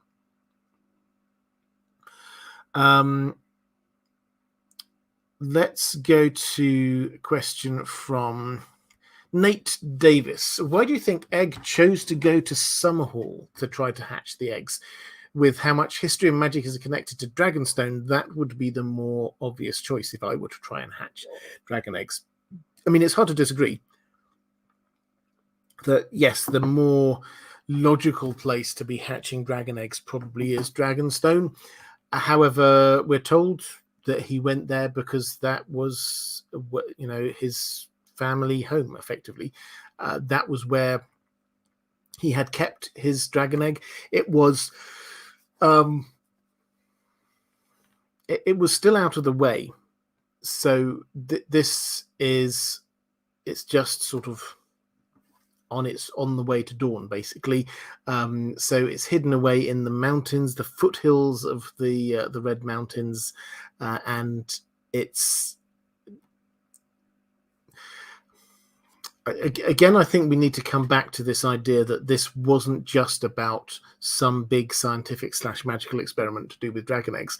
He was collecting together everyone as a celebration of the birth of his great-grandchild and doing the dragon eggs thing. So he was gathering them together to somewhere where they would have fun and enjoy themselves. And Summerhall was a summer palace.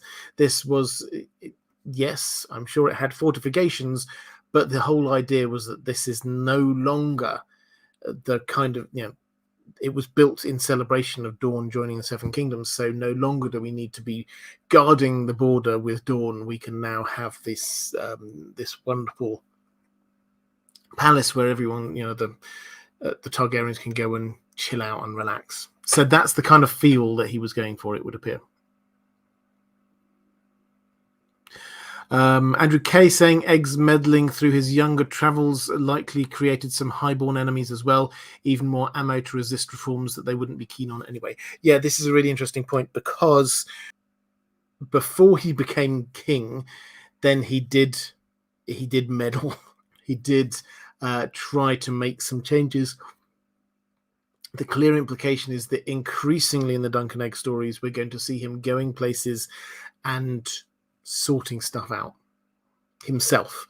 To start with, we get the first story. He's hanging around there, and he sort of comes in and explains a few things.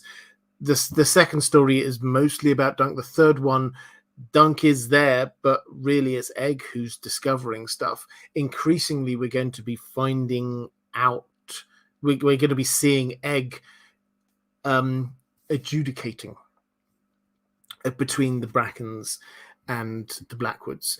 The Winterfell story that George R. Martin has apparently half written is a matter of succession in Winterfell, as far as we can tell. He will be starting to be throwing his weight around and actually having opinions on things, and that will make some friends, but it will make a lot of enemies too. And we're told that by the time we get to the Great Council, all of this meddling had led to a lot of people disliking him. Let's go to a question from Catherine Furseth saying, "Hi, Robert. What did Bloodraven think about Aegon V as a person, as a necessary king in the line of Targaryens, etc.? Are there any clues?" Well, he does definitely, I think, see him as a necessary part of this sort of line that he's trying to create to create the prince that was promised. This is a long-standing theory I've had, so I won't go over all the details of it again, but I think he definitely saw him as important there. But we do have a couple of clues as to how he actually saw him. The first is at the end of the Mystery Night, where we get him arriving now. The implication is that he's if you've spoilers if you've not read it, but the implication is that he was in disguise as Maynard Plum through that story. So he was there, he saw what was going on, but then he arrives as himself with an army at his back, and then Duncan Egg into his tent, and he's sitting there sort of quizzing them about stuff, and Egg is starting to not boss him around, but not even give orders, but saying, I think you should do this, do that. Dunk, he lost his horse and his armor. We should get him some back. Butterwell, you really shouldn't kill him because he's a decent enough old guy, really. So he's starting to do this, and you can almost feel Bloodraven just starting to get interested, and he's starting to talk about, a dragon was born today. And it's almost as if it's like, I've got to keep an eye on you guys. There's something about you. So he clearly seems to, I don't know whether like is the right word, but he seems to admire something about Egg early on there. And then much later, as I say, Bloodraven was all powerful in the realm. He was the hand of the king. He was running everything. By the time of that great council that put Egg into power, Bloodraven surely had enough power to push that in the way that he wanted. He could have tried to influence the vote to have somebody else in, but he pushed it to get Egg in, which seems to imply that he wanted him as king. Now, does that mean it's because he thinks that he's going to be a good king? Not necessarily, but if Bloodraven thinks that he himself is going to be sent up to the wall, is therefore not going to be able to run the Seven Kingdoms in the way that he had been previously, then he certainly seems to have some kind of trust in him. So Bloodraven had a positive view. We haven't got the full picture yet, but he seems to have had a positive view of Egg. Catherine Furseth asking, do you think that Dunk was proven right, that Aegon's youth travelling and seeing the world from the small folks' perspective made him a better prince and later ruler? And Maura also asking that Dunk felt that the training would make Egg a better man than his brothers. Do you think that the training worked? Did it help him become a good king? So this is where we end up in the hedge night, is that they go out and basically Dunk points when Makar's there and says, I want Egg to be back in Summerhall. I want him to be getting the right education. I want him to be eating the nice food. I want him to be brought up as a prince. And Dunk basically said, well, that's what happened with Ariel and Diran, and look how they turned out. And Makar didn't have an answer to that. So Dunk's basic proposition is you take Egg out, show him around what life is like for the small folk in the Seven Kingdoms, and actually that will give him a better education than he would have got at Summerhall. I think from our perspective, we have to say, yeah, that does seem to have worked. Certainly it seemed to have given him good ideas about how to look after the people of the realm. It does mean that he spent less time at court, so perhaps he had spent less time currying favor with the right people. So it's a kind of a balance as whether it made him a good king or not. I've already said I don't think he was a particularly effective king. He kept the show on the road, but he didn't seem to manage to deliver most of the things that he wanted to deliver.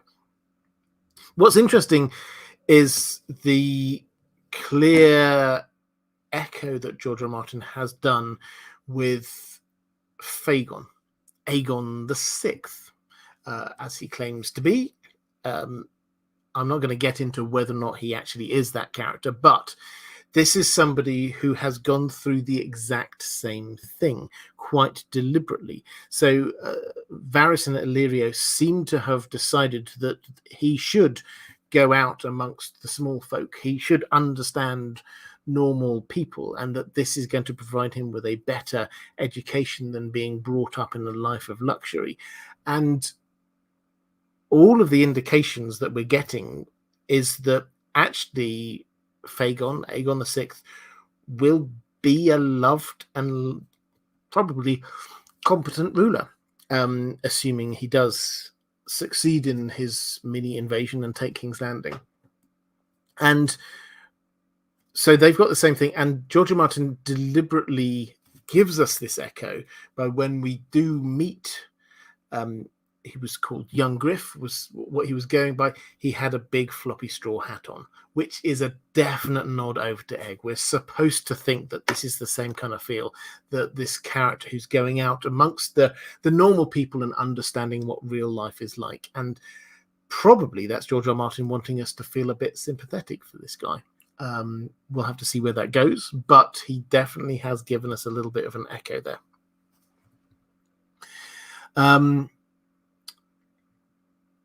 Question from Martin S. saying, I do know that stark is the Swedish word for strong.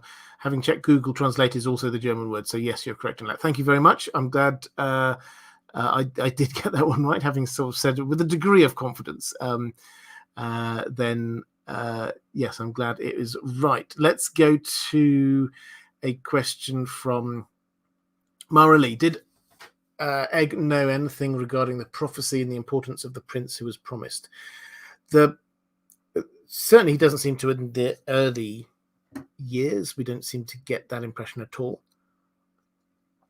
I've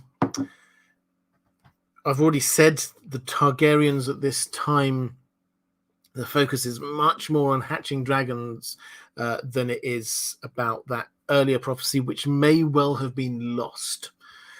Now, that said, we know that it does start to get recovered at some point here. Maester Aemon, Egg's best friend growing up, his older brother, he does learn about the prince that was promised, prophecy. Egg's children are the catalyst for the Woods Witch to appear and give the prophecy that the prince that was promised has to come from this particular line. So it does start swirling around at this point. So was he aware of it? Whether he personally had a huge interest and understanding on it, we do not know.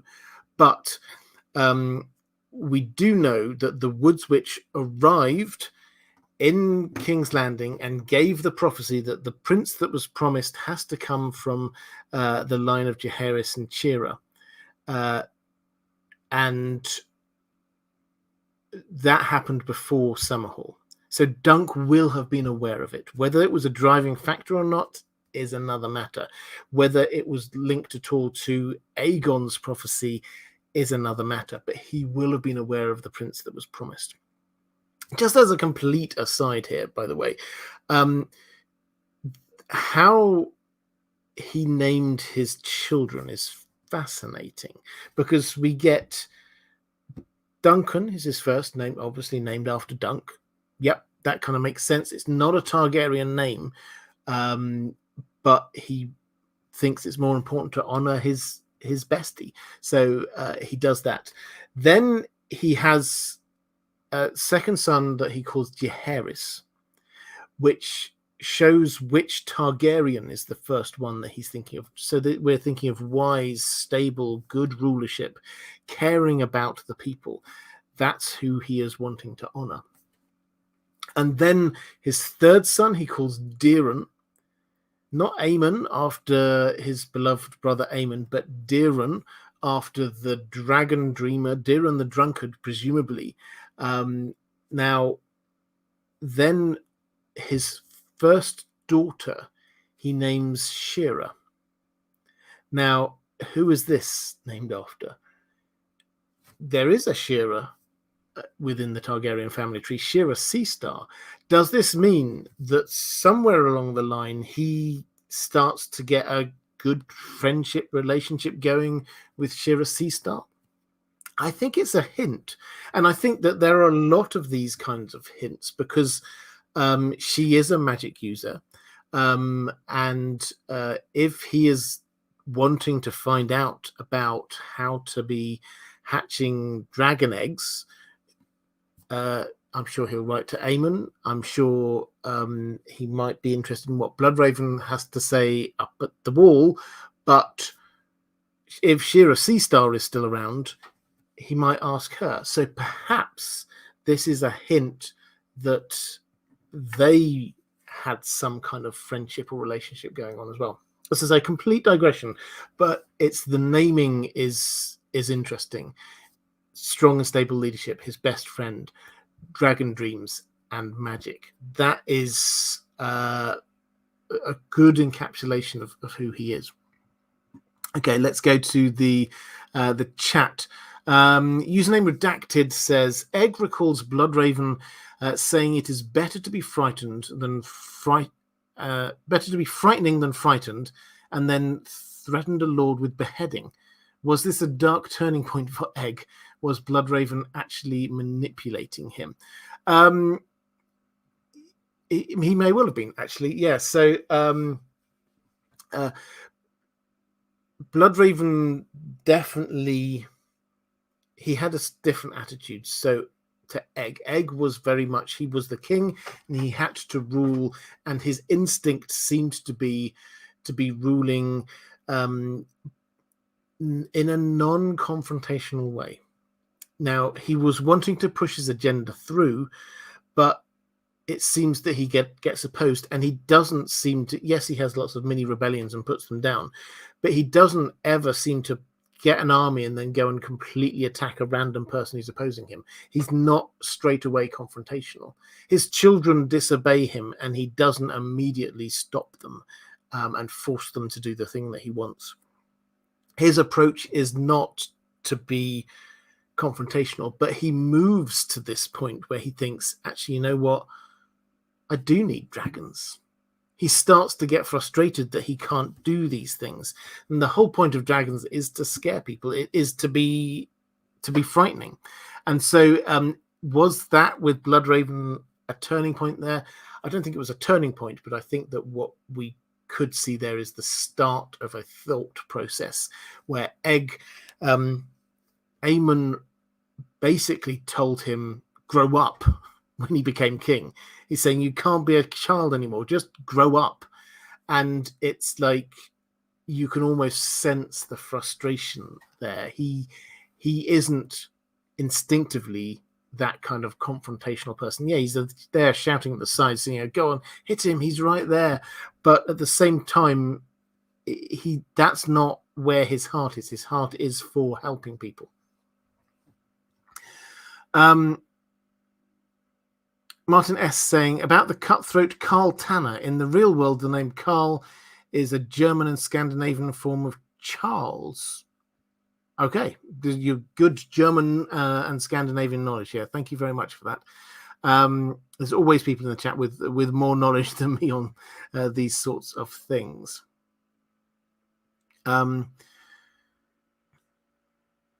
Lucian saying, I wonder what Egg's thoughts were about his grandchildren. Was there ever a mention of him and Aeris II? The only real mention we have is the Egg, when Jaehaerys and Shira married against his will, and he didn't like it, but he didn't stop them or anything. And then we get this prophecy from the Woods Witch that it's from their line that this prince that was promised was going to be. At which point Jaehaerys said, okay, in that case, my two children are going to marry each other as well. That's Aerys. And the only thing we have is this Egg basically goes, he's given up now. He's not even going to try and stop that happening. He doesn't like the fact that Targaryens marry siblings, but he's just given up now. He could have turned to Jaehaerys and said, no, we've had one. I'll let you get away with one, but not your children as well. But he doesn't. So that's the only real interaction that we get between them. other than, of course, the fact that he held a party to celebrate Eris and Rella's child being born. So maybe they got on. Maybe they liked each other. Eris, when he was younger, does seem to be a lot nicer than old Eris II. Let's put it that way. Let's go with a question. Nate Davis saying, for Targaryen rulers, it seems like Egg and Jaehaerys had more progressive rules in relation to the commoners. Which of the two was more beloved by the people? Yeah, so as I say, it's noticeable that the Jaehaerys link is there. He named his second son after Jaehaerys. He clearly, in a way, tries to echo Jaehaerys' rule. Who was more beloved by the commoners? I mean, it's hard to say. Egg, we're told that the small folk loved him. Jaehaerys, we're told it was the whole realm loved him. Now, we're told this in Fire and Blood by a maester who seems to be a bit of a Jaehaerys fanboy, who says that even in Dawn, which wasn't a part of the Seven Kingdoms at the time, even in Dawn they were renting their clothes and crying, which seems unlikely. But was Jaehaerys loved by the people? Yes. Was Aegon? Yes. The difference was that the lords of the realm did not like Aegon. So that's, I think, where it is. They're very similar in terms of how much they were loved.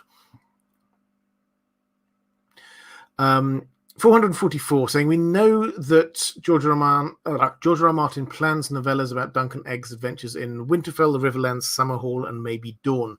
Which other events from Aegon V and Duncan the Tall do you think could be presented in novellas? The Great Council, Duel with the Laughing Storm. Yeah, I think both of those. So what we've had from George R. R. Martin, I'll just sort of set out what he has said. So the number that he's aiming for does change from interview to interview. He's not talked about it huge amounts.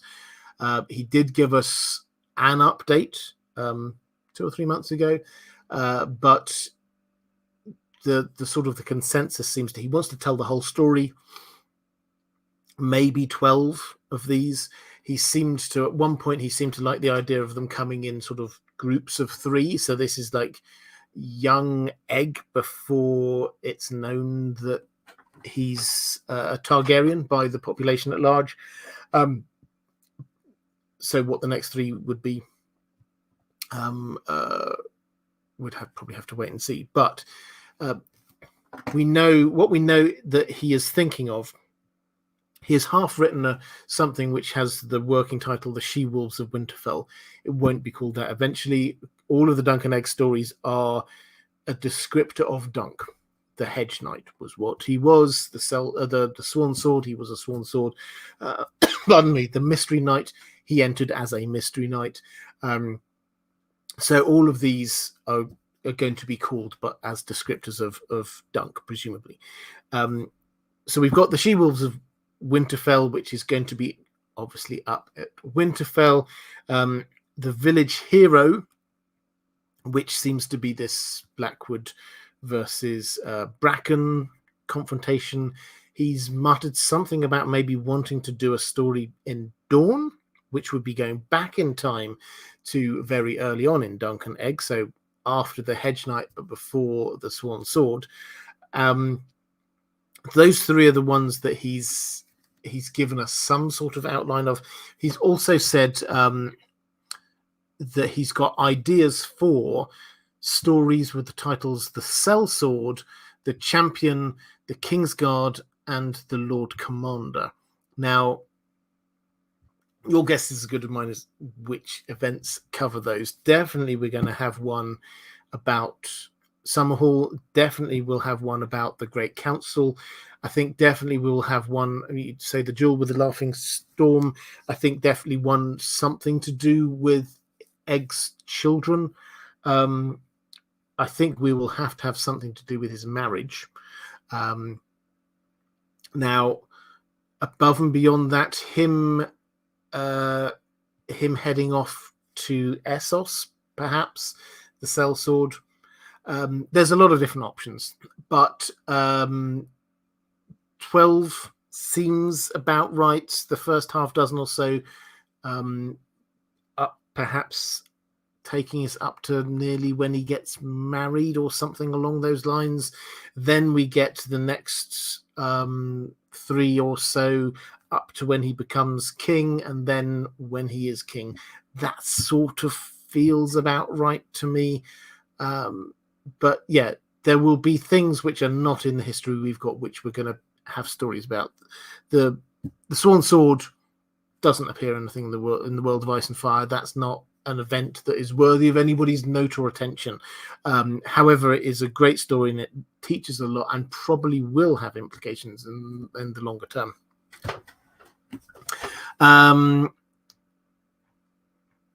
Having a quick flick through the chat, I think I'm caught up on the chat now. Brandy's saying, I think it's reasonably likely that Bloodraven had a hand in Summerhall. Did he not like the direction Egg was going, or was it just an opportunity to get rid of Targaryens? Well, if you believe that the Woods Witch came from Bloodraven, and I think we probably should believe that, the Woods Witch, the colouring of the Woods Witch is classic Bloodraven, white skin, red eyes, talking about the prince that was promised, and the Woods Witch says, okay, so we need to get Jaehaerys's line into being the king. So killing off a whole load of other Targaryens probably does help. Let's not forget, this isn't just about Aegon himself dying. This is about Duncan Targaryen dying as well, who is the elder Targaryen. Yes, he might have disavowed and it will come out from the line of inheritance, but he is the elder Targaryen. Plus, we're told that the blood of the dragon was pulled together for this, which seems to imply perhaps a few of the other Targaryens that were around. Maybe some of those other, we read of the couple, Diren's daughter, Aerian's son. What happens to them? Maybe they come here. Maybe this is where they die as well. So yes, this could well be clearing up the loose ends in the Targaryen family tree. So they are left with just that one single family tree, which is the line of the prince that was promised. Let's go to a question from Snowgal. I was just reading the Wiki of Ice and Fire's entry on Aegon V to get myself up to speed. I was reminded that in the Great Council, Aegon was chosen as successor over his brother Aerian's infant son Maegor. Do we ever learn what happened later? Oh, I've started talking about this already. Do we ever learn what happened to this Maegor? It seems like a loose end that Bloodraven would have tried to take care of. Indeed, it seems like Aegon V might have had other nieces and nephews through Baela and Ray. That's Bloodraven's 2 sisters that we also never hear of. Why are none of them or their descendants ever brought up as possible heirs or pretenders to the throne? I will likely miss the catching the stream and watch it back later. Why? So Baela and Ray, these were Bloodraven's sisters. They were great bastards. They were legitimized by Aegon IV. So yes, they are out there, but there are a lot of these legitimized great bastards out there. They were women, so they were not going to be counted, and their children were not going to be counted because they were going through the line, the female line. So I think that's why they're not mentioned. I already talked a little bit about Maegor, the son of Aerion. He does disappear from the narrative. My best guess is that yes, he died at Summerhall. I think that quite a few Targaryens we've not heard about died at Summerhall. I think this is the last great culling of these Targaryens before we do end up, because by the time we get to Robert's Rebellion 40 years later, then there's no mention at all of any other potential Targaryens out there, because Robert Baratheon would have hunted them down. He hated the Targaryens. So he would have hunted down all Targaryens, and we would have been told if there was somebody else with another vague claim to the throne somewhere. It didn't happen, so I think we can be pretty clear that those Targaryens died. Some probably died from old age. Others, Harrenhal, Summerhall. Okay, let's go to Commander Ray. From last week's discussion, I began thinking about how Aegon V and Jon Snow parallel each other, and how some of the character traits of the former might be showing themselves in Jon, and how that might allude to Jon's reign if, and I think it likely, he ends up ruling the North during the Winds of Winter. After all, we do need to know Jon's tax policy? Well, we definitely do. Also, will you do one on Robert Baratheon and his brothers eventually? Yeah, I think I will. I'm really enjoying this series going through the Targaryens, so we'll go through here. We will do our Bloodraven one. Then we'll look at Jaehaerys and Aerys II, and then down we'll probably do one on Rhaegar, Viserys. So we've got quite a few more to go. Viserys and then Dany. But yeah, we'll come back then. I think perhaps we'll start looking at a few of the main people within sort of Robert's Rebellion in that period. So Robert Baratheon, definitely we will do one on. It'll probably be in a few months' time, but yes, we will get to that. In terms of Aegon V and Jon and how their character traits match up. So this is quite interesting in that they do seem to have, I mean, some of their character traits, they do seem to care about people, which for nobility is rarer than it should be. And they do have, having said that Aegon seems to have shown conflict avoidance, when he was a kid in the Dunk and Egg stories, we do see him losing his temper a little bit. You get in the Mystery Knight, you get, I think it was one of the Frey's squires said something like, Maekar killed his brother Baelor, he's going to kill his other brother as well at some point, just you see. And Egg just started punching him. And he's a kid. Somebody insulted his dad. You kind of understand it.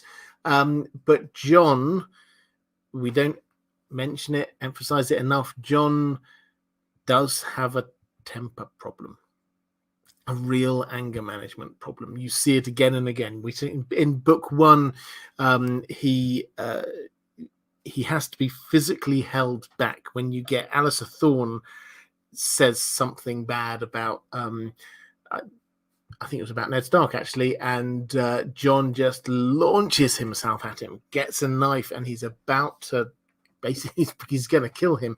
And it takes 4 or 5 of his friends to grab him and pull him back. And this happens several times. He seems to just snap and lose control. So yes, they've got that. The thing which is quite interesting with Jon is that he is a leader, but he doesn't ever really put himself forward for leadership positions. People just naturally seem to follow him. It'll be interesting to see whether that's the case with Egg. He seems to be starting to move into this when he's there with Bloodraven. He's basically telling Bloodraven what he thinks should happen. Bloodraven's the most powerful man in the land. Egg should not be giving him instructions, and yet Egg is. So he does seem to have that kind of leadership thing, but he's doing it through being a servant, being a squire. So yeah, they do have echoes. Will Jon therefore be following any of Egg's leadership patterns if he does become leader in the North? If he becomes leader in the North, I think Jon will have lots of things to be concerned with, rather than just policy initiatives about making lives better for the small folk. He will need to make, if he is put in that place, then he will need to make decisions about how to protect the small folk, which will be interesting. From Winter, and also if there is an army of the dead coming at them, how do you bring them inside the walls of Winterfell? Do you leave them outside in Wintertown? What do you do? So that will be the kind of interesting, more personal type leadership decisions that he has to make. And Mike Boy saying Jon and Egg are both hidden Aegons. Well, yeah. So Egg obviously is a hidden Aegon. I did many years ago, I did do a video about what is Jon's real name, because obviously on the TV show they called him Aegon. Now that caused a little bit of consternation at the time, uncertainty at the time, but I think you can make a case for that being quite a sensible name for him to be given. I'm not going to go into all of that now unless you're particularly interested. Dagon Tranos saying tinfoil.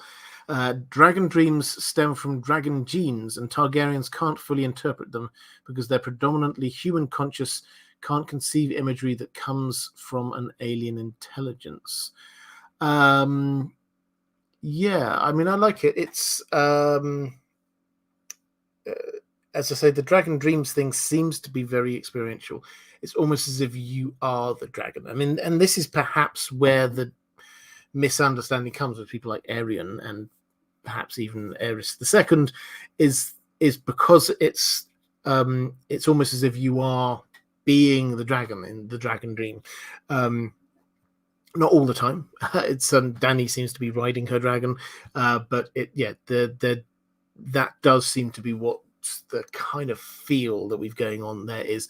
So they can't interpret them. I think dragon dreams are not. It's not so much about interpretation.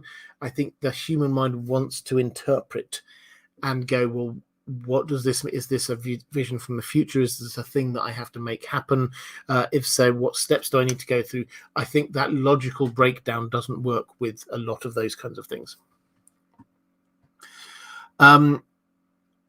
Maura Lee, this is the last question I've got about Aegon V. So if you've got any more Aegon V questions, now's a good time to drop them into the chat. Maura Lee saying, as well as his compassion for the small folk, what do you think were some of the highlights that we should remember when reviewing this king's life and reign? I think we've sort of skimmed through a lot of them, but I think the thing which we haven't emphasized enough, because we obviously talked lots about Summerhall, we obviously talked lots about his children and how he dealt with that. The thing which it's almost a throwaway line in the world of Ice and Fire, but there were mini rebellions all the time, and this makes it really hard. And as I said before, we know about Blackfire rebellions were happening. We know that the Baratheons rebelled. We know that there was a random one down in the Reach. There was at least 3 in the Westerlands. These Egg personally seems to have gone out and led against these with his sons. The third Blackfire rebellion, he went with his sons and led the attack against the Blackfires. So his active involvement, any one of them could have gone horribly wrong and didn't. So this is one of those things where it's not like a, wow, what an amazing job. You exceeded all expectations. He met expectation. Each one of these was a small rebellion. He should have done it, but he managed to not make any missteps with this. He managed to keep the show on the road in a hard period that had a hard winter. It had, as I say, all these rebellions. It had the nobles who were against him. He kept the show on the road, and there was never, at his death, there was never a doubt that his named heir would succeed. So it was strong rulership in its own way. It might feel like failure, and I've sort of hinted at it being a bit of a failure in some ways because he didn't achieve everything he wanted to, but he did keep everything going along. The Targaryens were as strong afterwards as they were at the beginning of his reign.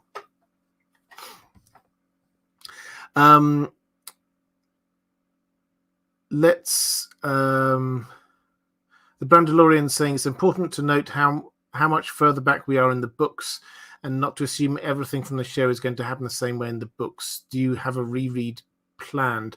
Yeah, well, I absolutely agree. I mean, I wouldn't take anything that was in the show as proof it's going to happen in the books at all. That doesn't mean we can disregard the show. In terms of giving us clues, we can get clues from what was in the show, but no, we definitely shouldn't assume that if something was in the show, it definitely is going to happen in the books. In terms of a reread, I'm doing a reread. I'm constantly rereading. I'm going through a Storm of Swords at the moment. That's a re-listen, so that's what I'm up to. And I have actually, in preparation for these few videos, I went back through the Dunk and Egg stories as well.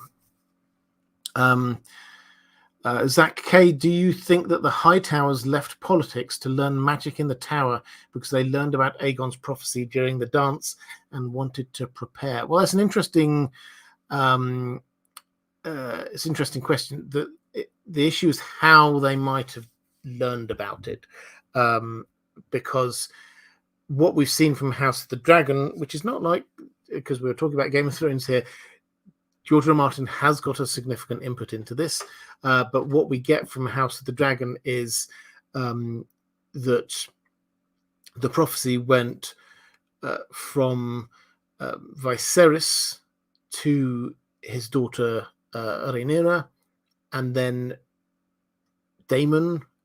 She basically assumes that Daemon must know it, and so he learns of it. She presumably will tell her son and heir. The Hightowers haven't got a way in, so I like the idea that they might have learned about this and they sort of retreated there for prophetic reasons, but I don't think it was through that particular angle.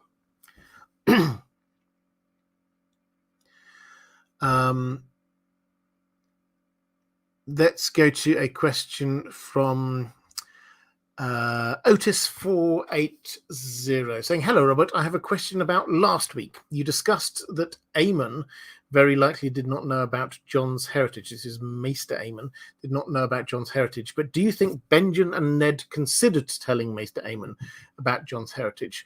What could have been their reasons to not tell him? Was there bad blood between Aemon and Benjen because of Aerys? So I think the answer is no. I don't think there's bad blood.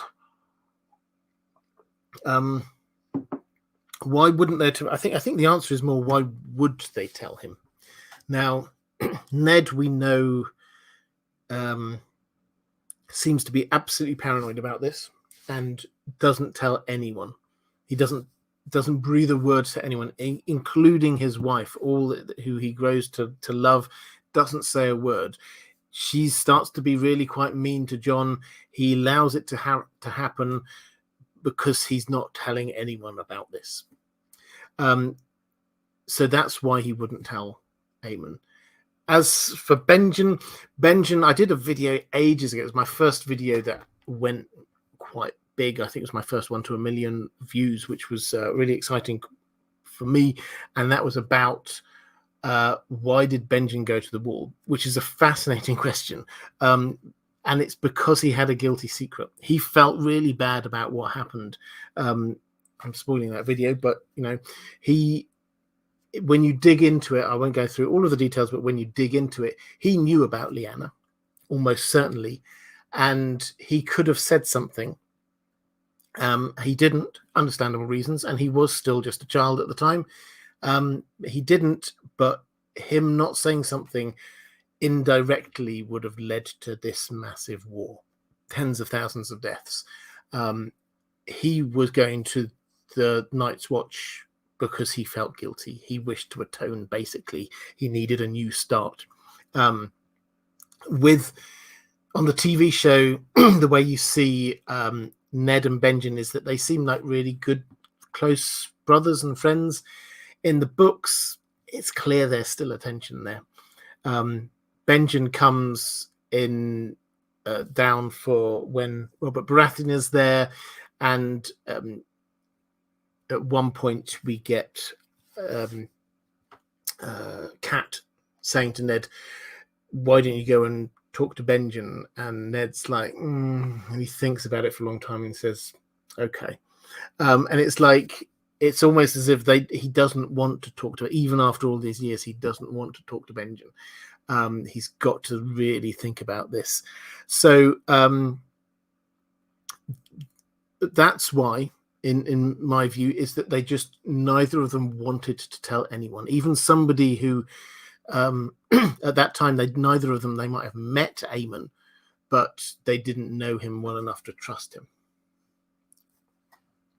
Andrew K talking about Aegon V. It's very George R. R. Martin-like to put an ideal noble character like Egg into such adversity with a difficult reign. Yeah, absolutely. Aegon Dragonborn saying, since Aegon V was more experienced in ruling than Dany, would he be able to overcome similar struggles that Daenerys is facing in A Dance with Dragons? So, as in ruling Marine or something like that, do you mean? If so, perhaps, although, I mean, there's what George R. R. Martin is doing with Daenerys, or did with Daenerys in A Dance with Dragons, is to show that she is trying to be. There are two sides to this. This isn't just me coming out with this theory. This is, I think it's the Miranese blog. I think George R. R. Martin has specifically said that this person got it right about what was going on with Dany in Dance with Dragons, is that she's got two parts of her personality pulling at her in Dance with Dragons. She's got the part of her personality that wants to be a good and noble leader, governing wisely in the place that she has, making sensible compromises with local cultures, that kind of thing. And the other part of her character is the Targaryen-y, fire and blood, must go and invade, must claim the Iron Throne. And these two parts of her character are kind of pulling at each other. And what we see in A Dance with Dragons is each chapter, I talked earlier in the live stream about, you have to look what's the arc in each chapter, there's a conflict leading to a resolution at the end. Each chapter, once we get past the first couple, is about her facing some conflict, some challenge, and her coming to a compromise that takes her, yes, more into that trying to manage and be a good ruler here, and further away from being Targaryen-y. The dragons, they're eating all the sheep. Oh, okay, I'll put the dragons into the lock them up. They won't be able to get out again. The fighting pits, the people really need the fighting pits open. Okay, I will open up the fighting pits. You really should be marrying into the nobility here to get political connections. She doesn't really want to marry, but okay, I will do that. Again and again, she's making these compromises until at the very end, she climbs on her dragon flies her off. We get Quaithe there. The dragon remembers, remember who you are, Daenerys. The dragons know who you are. Do you? And it's just at the very end, we see her standing there. And it's really ominous. She's standing next to Drogon. She's looking west. The sky is the color of a blood bruise, we're told. And she sees the Dothraki coming. And it's like this tension between these two parts of her character. For the next bit, she's focusing in on her Targaryen side. So that's what's going on there, sorry, I got a little distracted into sort of a bit of a digression. But would Egg have therefore been ruling differently? He seems to have to go sort of in the same kind of idea, in the fact that he's trying to rule justly and wisely and do the political marriage thing and make compromises here. But eventually he decides, we just need dragons. So there is an echo between the two of them.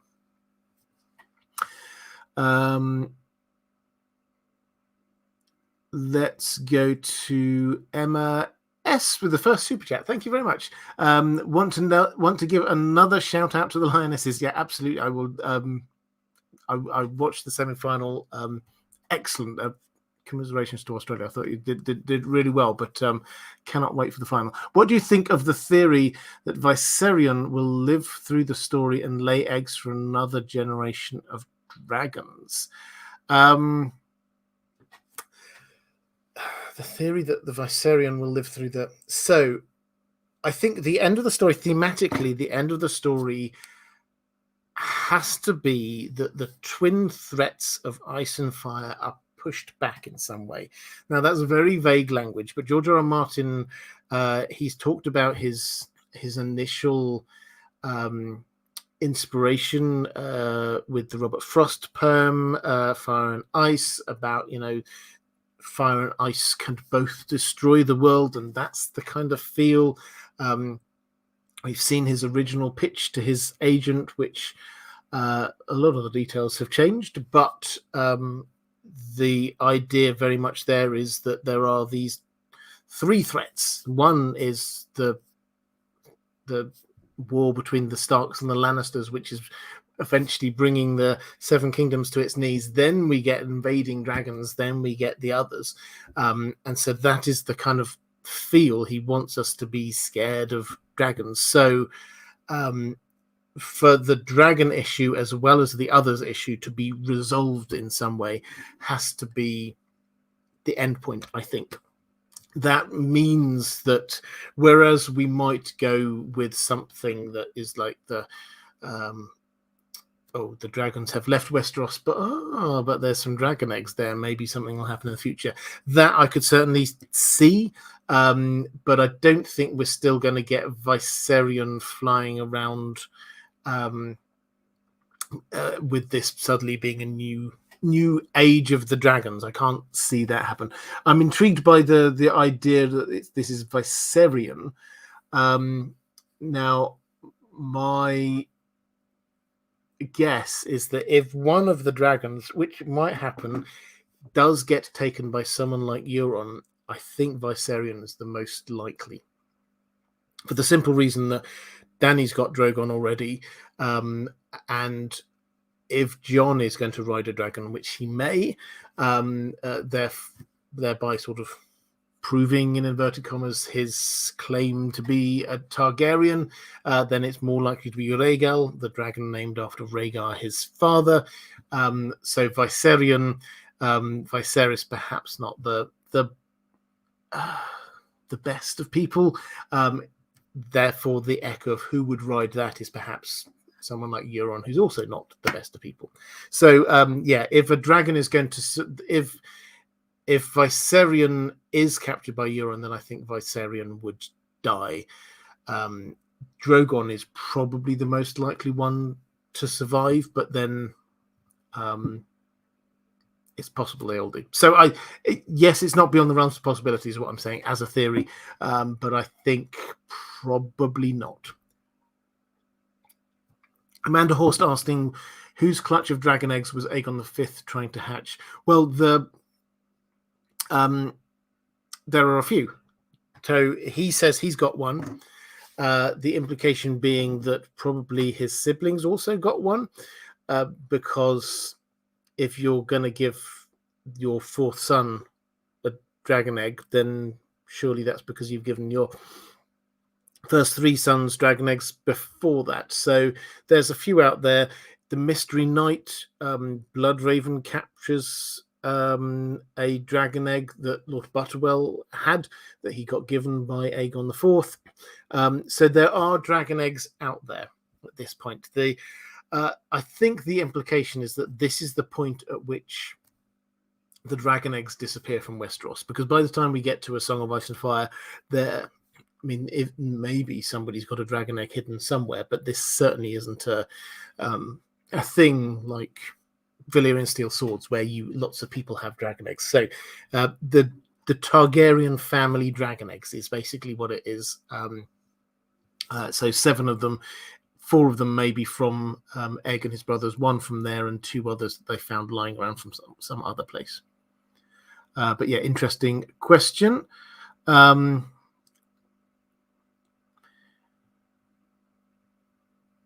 Dustin Hall saying, do you think George R. R. Martin would end the series with the White Walkers winning? It's why so much time passes with technology advancements. The others reset everything periodically. It would be an ending which catches us also by surprise. I don't think it's beyond George R. R. Martin to do that, but I don't think that is where he's going. I think the way he set, again, you have to think of the big arcs, and the way this is set up is the seasons are out of balance. That's the big metaphysical thing that needs to be dealt with. And by the end, I think that the seasons will be put back into balance, or events will have moved in order for that to be happening at some point in the future. This is echoed by the fact that we've got winter and spring, and then the direwolf summer. These are the seasons being echoed in book titles and in significant characters. So that will get dealt with. I think that the seasons being out of balance is connected with the White Walkers. So the White Walkers have to be dealt with, the others have to be dealt with in order for the seasons to be put back into balance. Let's go to a question from Martin S. A couple of questions about Game of Thrones Season 1. Recently, we rewatched it. Question, when Catelyn took Tyrion into custody, was Eddard involved in that decision, or did he only claim to be to protect his wife somehow? Yeah, the latter. So Cat did not expect to meet Tyrion on the road in the inn at the crossroads. She was in disguise. She was initially actually trying to hide, but then she makes a split-second decision to do what she did. Ned, when he discovered what happened, or he's told what happened, he decides, this is a typical Ned thing. He just takes the blame himself. To protect his family, to protect his loved ones. This is what we see again and again, and this is where he takes on the chin the idea that people say you betrayed your marriage vows, you had a bastard son. He accepts that in order to protect his family. This is another instance of that. Again, he accepts the fact that people think that he's a traitor. He says that he's a traitor in order to save Sansa's life. He allows these bad things to happen to him because he's trying to protect his family, and that's exactly what he's doing here. He thinks that if he says that she did it on his orders, there's a chance that he might save her and have people come for him instead. Sorry, I just pulled a little muscle there. Second question from Martin S. When Cersei Lannister arranged her cousin Lancel for Lancel to make Robert drink too much and too strong wine in order for the hunting accident to occur, how could she possibly be sure that Robert would succumb? The short answer is she couldn't. And she basically admits as much. It's like, it might not have worked. But at some point, one of those things would work. There's a fair chance she knew him. She knew what he was like. She knew, even we see this again and again with Robert Baratheon in battles. He goes straight for, you see this in Robert's Rebellion. He takes on the leader of the other army. He hunts out to the leader of the other army. He goes straight in and one-for-one combat. That happens. We see it with Rhaegar. He fights him 1v1, but this happens in the other battles as well. In the other battles, every single time he finds the leader of the other side's army, he attacks them personally. This is his style. This is what he does when he's hunting as well. He sees a boar, he is going to go and try and get that boar. So Cersei knows that, and she thinks, what happens if I just get him very drunk and there's this massive boar charging at him? There's a chance it might kill him. Does she know that's what's going to happen? No. But it's not just like a precision attack. If that doesn't work, there'll be another thing. She'll come up with another plan for when he gets back. And this was what it was, is that eventually he would die. So that's the feel. It wasn't her doing some kind of incredibly subtle precision attack. That's not how Cersei works. This was her just trying one thing, and then she'll try another thing. Okay. Let's have a quick flick through the chat. Terra Incognita saying Cersei was just always trying to increase the risks he took until something worked. Yep, absolutely. Sebastian Holden saying Ned is the true hero of the story. Yeah, he's definitely is a hero. The tragedy of Ned is that he will never be thanked by anyone for what he did. Is that nobody knew the things that he went through to protect his family, and it's only when people look back will they realize Jon Snow won't know what Ned did for him, and he'll never get at some point he'll learn, but he'll never get the chance to thank him for what he did. So yeah, there's a lot of tragedy going on there. Carl Karsnark saying a song, as in A Song of Ice and Fire, implies re-establishing a harmonious cycle of seasons as well. Yeah, completely. Just have a quick flick through. Reginald Amoa saying, hi Robert, would you say that Aegon V was the most benevolent king of the Seven Kingdoms? Would you do some rankings of kings after you've done all the character studies? I'm not a big fan of rankings of kings, but was Egg one of the most benevolent? I mean, he's certainly the one, having got through this far, I'm struggling to think of somebody who prioritized the small folk more than him. Yeah, benevolent, perhaps. I think there are some you get.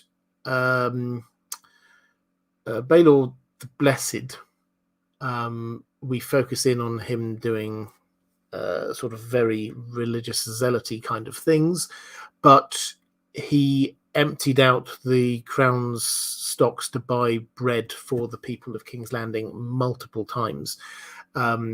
So he did do a lot of hugely good things. Jaehaerys, benevolent. I mean, he thought, you know what, these people need a sewer. It's not sexy work, but it's important, and caring about other people. So I think probably I'd put those three at the top. Okay, I think with that, I will start drawing this one to a close. Next week, I will be back, same time next week. It'll be a slightly different feel. I think I will do my summer charity live stream next week. So it'll be more of an open Q&A next time. We will return back to these kind of character studies the week after that. Perhaps I'll do a Lord of the Rings one, and then we'll get into the much promised and look forward to Bloodraven live stream. So that's all for this time. I've got more videos coming out over the course of the next couple of weeks, so do keep an eye out for them. If you're watching this back a bit later, appearing somewhere around here is going to be a link to other live streams that I've done if you'd like to watch them. Appearing somewhere around here is a link to my Patreon page, which is the best way to support this channel if you wish to do so. Thank you, everyone. I thought it was a really interesting chat. Fantastic questions. Thank you, moderators. Thank you, patrons. Take care, everyone, and I shall see you next time.